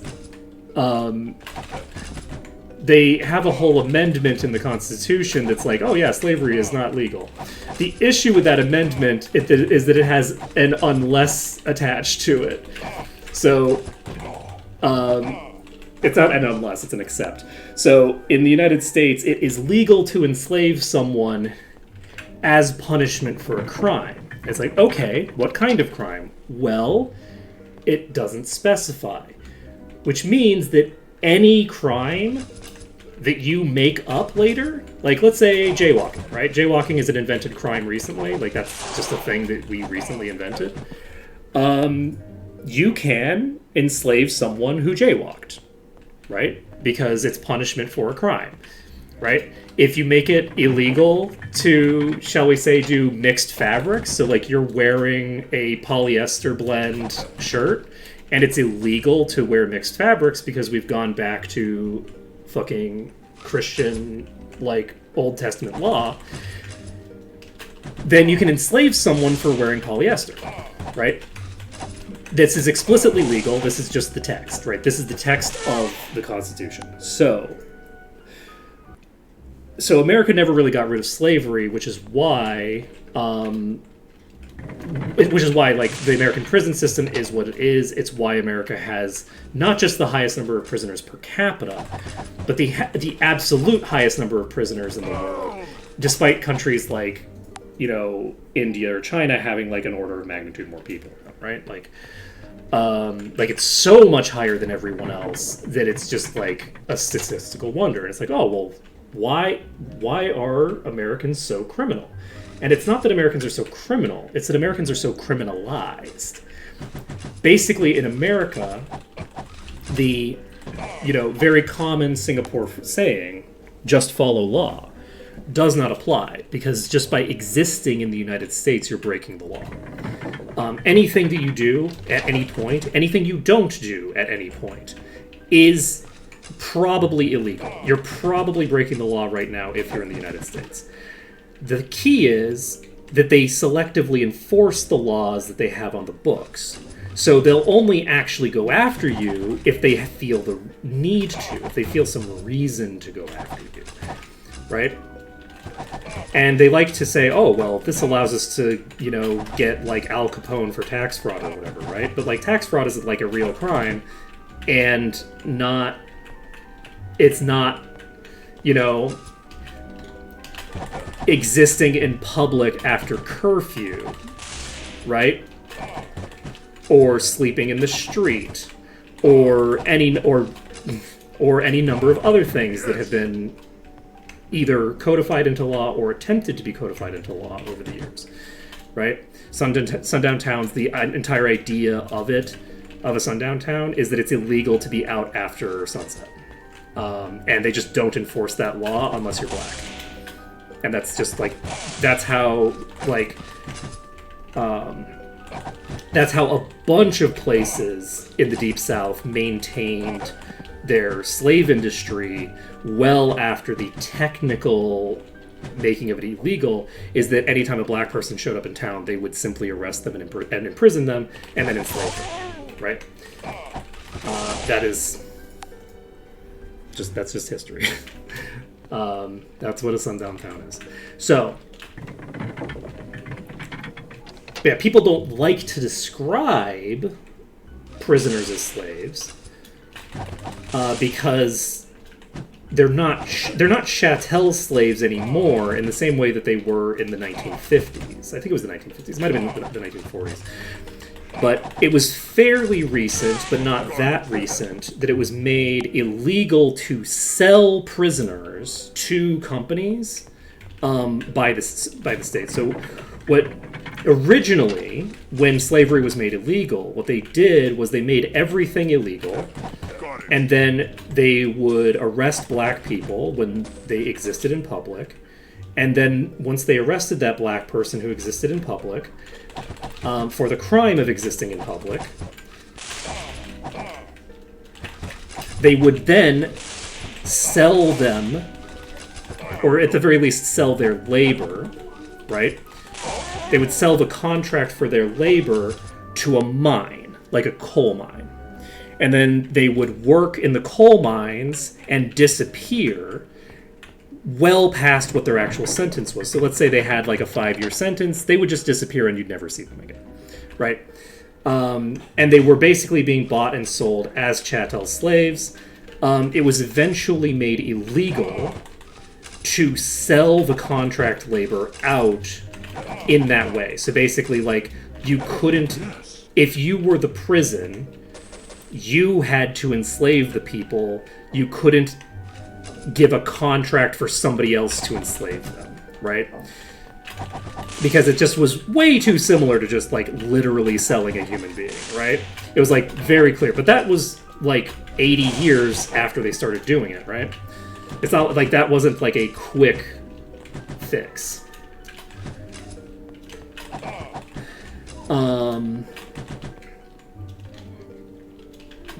And I have a suspicion that a lot of prisons are breaking those laws now as well, given the ways that they behave. But it's possible that the private prisons are basically given the authority to enslave the person, and because the private prison is not like the government, they're just some like bullshit like entity that exists. Corporate entities are kind of fucked, but like because of the nature of what they are, they can kind of just get away with doing whatever the fuck they want. Because it's like, okay, well, I haven't loaned them out to someone else. They're still employed by me. It's just that they're working in someone else's mine and the person pays me. Right? Like, they pay me for unrelated reasons. Right? Like, so...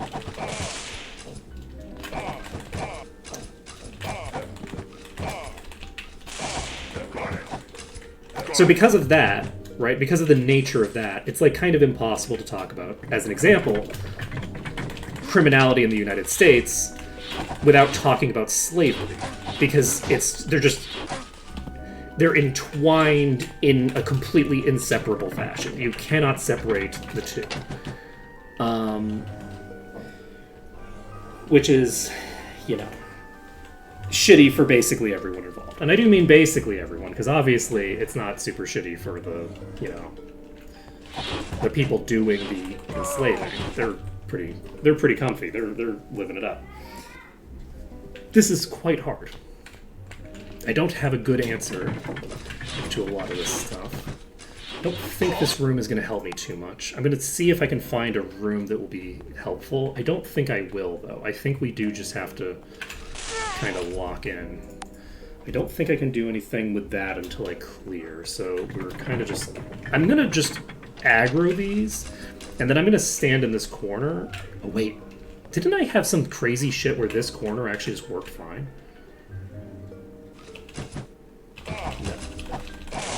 No, this corner is not sufficient for these enemies. It might be good for the melees. It's not good for you. I feel like I remember using that at some point, but that's fine. We don't need to worry about it. We're going to aggro those. We're going to walk over here. We're going to get in this door. Can we close it? No. Okay, I think they're just going to rotate in if I do that. Is there any door in here that I can close? I can't just go in here and close the door behind me, right? Oh shit.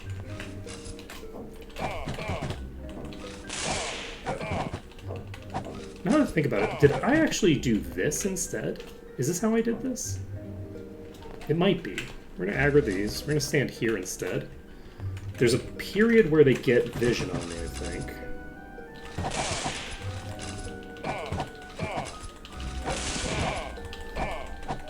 This is not a great setup. I feel like we had something down here.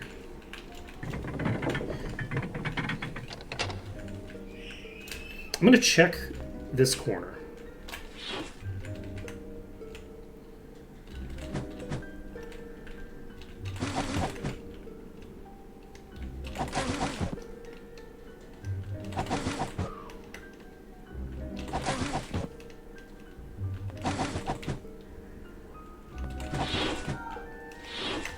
Okay, as soon as they start moving, I think that I can do this if I lure them into that corner and then stand in a specific location.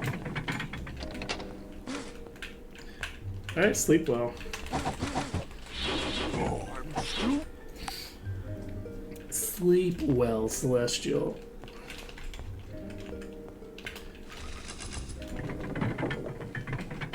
Okay, I'm gonna stand here in this corner.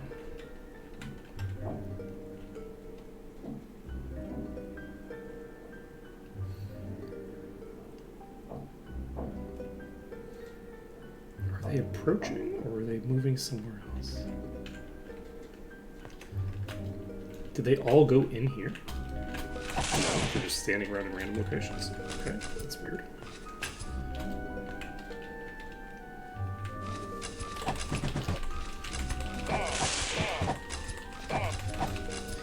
This one wandering around the way that it just did is concerning. I don't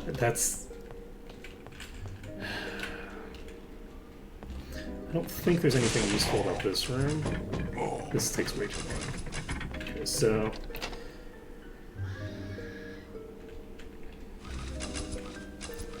okay, they will just rotate in and do whatever the fuck they want if I'm standing there. I could check if I can close that door again. Can I close this door from this side? No. Okay, the door cannot be closed.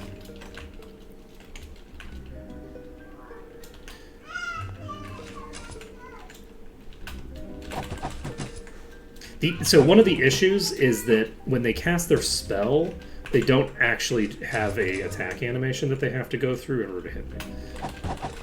So hypothetically, if I got enough food to save twice, I don't think it would help that much. Because I would need to save like several times, I think, to get too much utility out of it.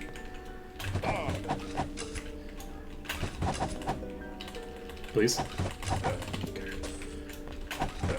Okay. But yeah, we do need...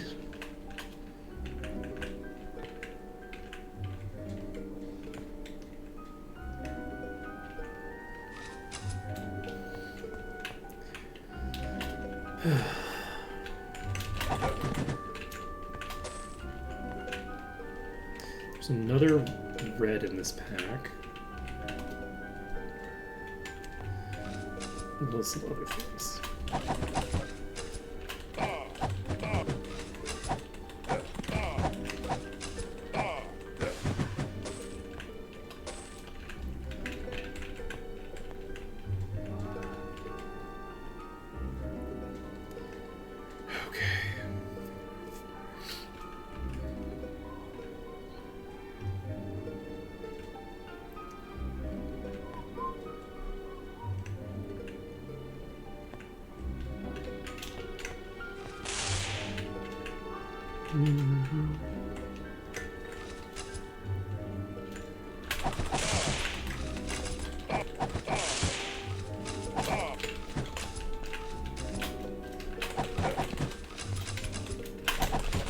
Damn.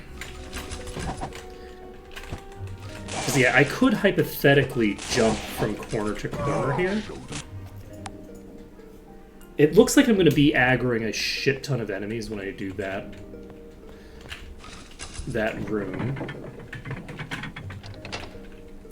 I wonder if there is a spot I could stand where I could avoid that. I don't think there is. See, so the issue that I'm running into here is actually the corner change that I mentioned previously. When I was in the middle of the caster run, that I actually didn't know if melee runs using the rules that I'd used in the past would even be possible anymore with the corner changes. That I might need to alter my rules to make it even possible. The reason for that is I'm sure you've noticed that they tend to just like, once something happens, they tend to immediately like rotate away, even though they're still in melee range with you. And preventing that from happening requires interacting with the corner in very specific ways that are not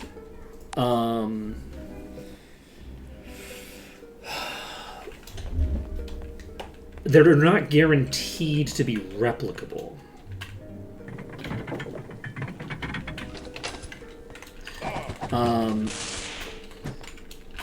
Because it depends on the actual terrain of the dungeon, like how the dungeon looks physically. And I might be able to figure out an angle for these, and I think I'm going to kind of have to, right? Like, I don't know that I'm going to get this in any way other than figuring out a way to prevent them from doing this, right? Like, I have too many enemies to clear through to be able to realistically kill them without finding a solution to my corner problems. Like, the woes that I have as a result of the change to the way that the enemies handle corners is a problem that fundamentally I need to solve, I think. Because, like, every time I'm doing this, every time I'm baiting like this, I run into the issue that they don't have a cooldown on their spell. Rather, the spell is separate in its cooldown from the main attack, which means that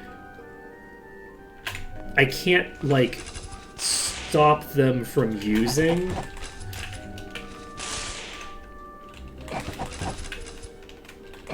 Yeah, if I go there, I die. So, because the issue is that they move into the thing, and then I just don't know. Is there something I can do with this room? I'm assuming no. This is too far out. So if I stand there, I will just die. Single pulling them doesn't really change things that much. So I need to figure out...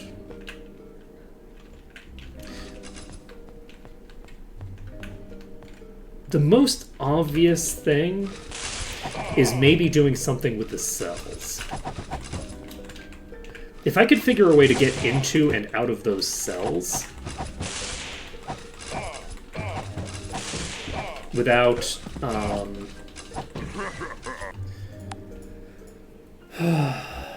if I could figure out a way to get into and out of those cells, I could hypothetically, like, block line of sight.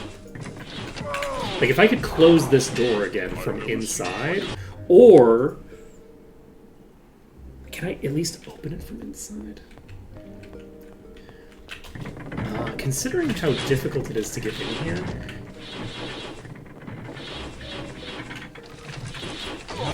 I think that maybe...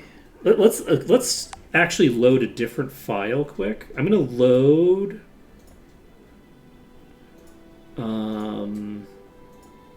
caster save.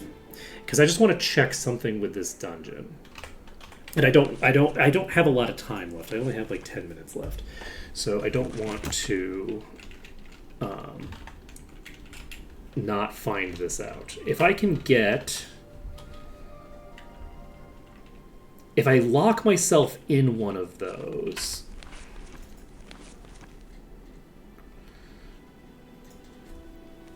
If I lock myself into one of those places, then I can probably attack them without them being able to hit me. Emphasis on the word probably. So if I were to hit this button, you can't close them again. Okay, so this can't be closed. Okay, so those cells cannot be opened and closed. That's unfortunate.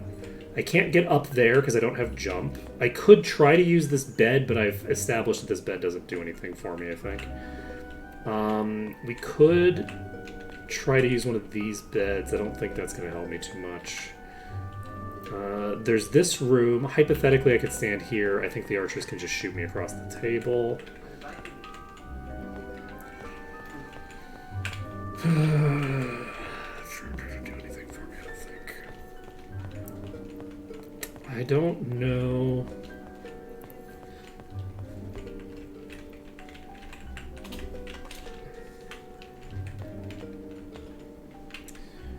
I don't think any of these is going to be super helpful. Unless I can close them again. We cannot. I don't think any of the doors in here can be reclosed. If none of the doors can be reclosed...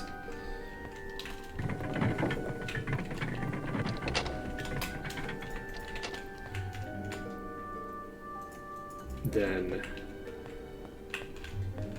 like, the thing we'd be looking to do would be get in here, actually. Like, in theory. I don't think I see anything that's super promising. I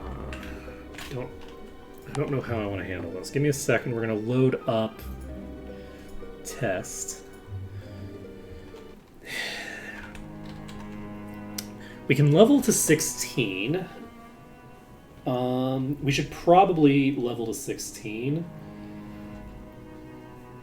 That'll give us a little bit more skill points to play with.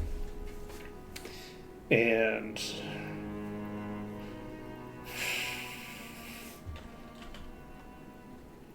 I don't know how big of a difference it makes. We actually can get Expert Body, which I haven't gotten yet. I should definitely do that. We can pick up some more bodybuilding on this character, potentially.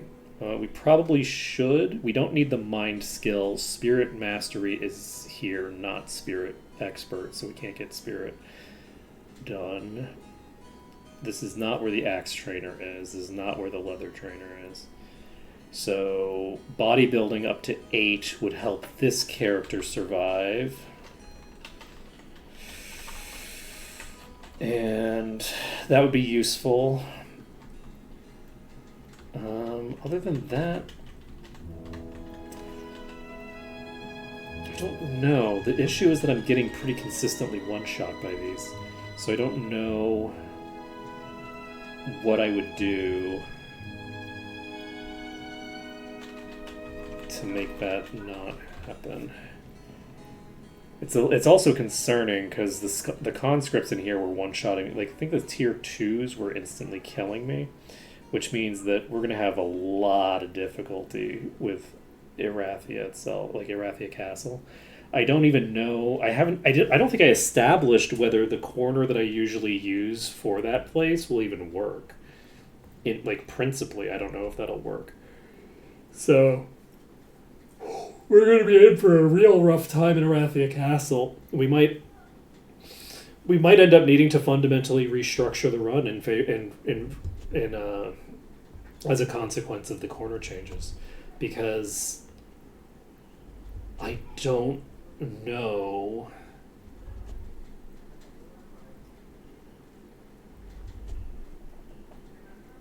I don't know how to make this survivable. I just don't know how to make this a survivable encounter. It's really unfortunate to run into that problem because of the fact that, I mean, we could get bodybuilding up. That's useful. We could pick up preservation here, but we can't pick up expert spirit here. But we could pick up expert spirit back in Harmondale. So maybe we loosen the travel restrictions. We're gonna probably spend another hour tomorrow trying to get into this.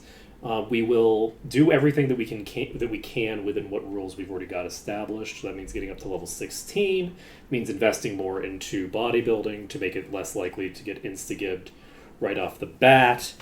Did we get protection from air as a spell, actually? I feel like I might have. I did not. I got protection from something, right? Oh, did I not learn it? Was it protection from body? I actually haven't identified these gauntlets. We could sell it. We could sell it. Let's see if those gauntlets change my life. Worthless. They don't. They're not bad. They're pretty good, but they're not going to fundamentally change my life. So I can go ahead and move you back to here. And who gets gauntlets? You have gauntlets that don't have anything on them, so we'll give you this. Body is not one of the resists that you already have, so bombs your own. There we go. Okay, that will be a nice little upgrade. We have hammer hands. Wait, we can get hammer hands. It doesn't change anything, but we can get it. For a while, hammer hands was boosting all physical damage, not just physical damage for monks. But that's been fixed. So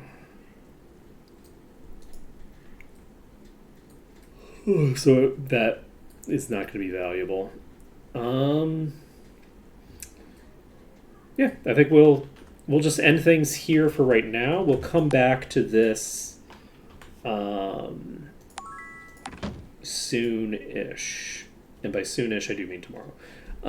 So yeah, that's going to be it for today. Thank you everyone for watching. It's been an absolute pleasure. I'm just enjoying chit-chatting about random stuff. And I know the topics are dark, but I mean, we live in the world that we live in, and if I got depressed every time I talked about a depressing topic, I'd live a much worse life than I do. I'm perfectly happy to talk about all sorts of things.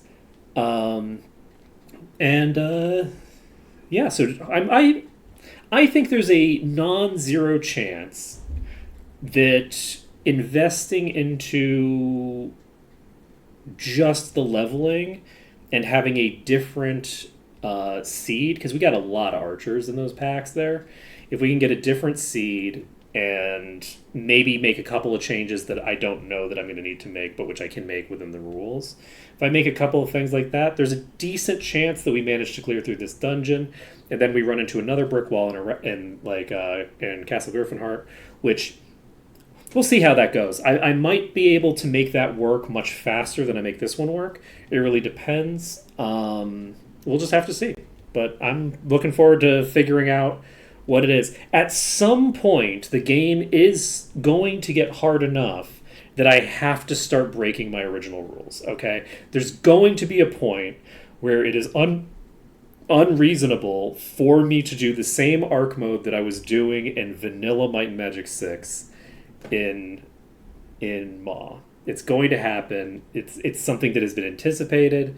This might be it. We might have to change up how we're approaching this and come up with a new set of rules that makes things work. And that would be kind of interesting. I think that would be kind of fun. It'll be an interesting thing to have to deal with, I think. Anyway, that's it. Later, folks.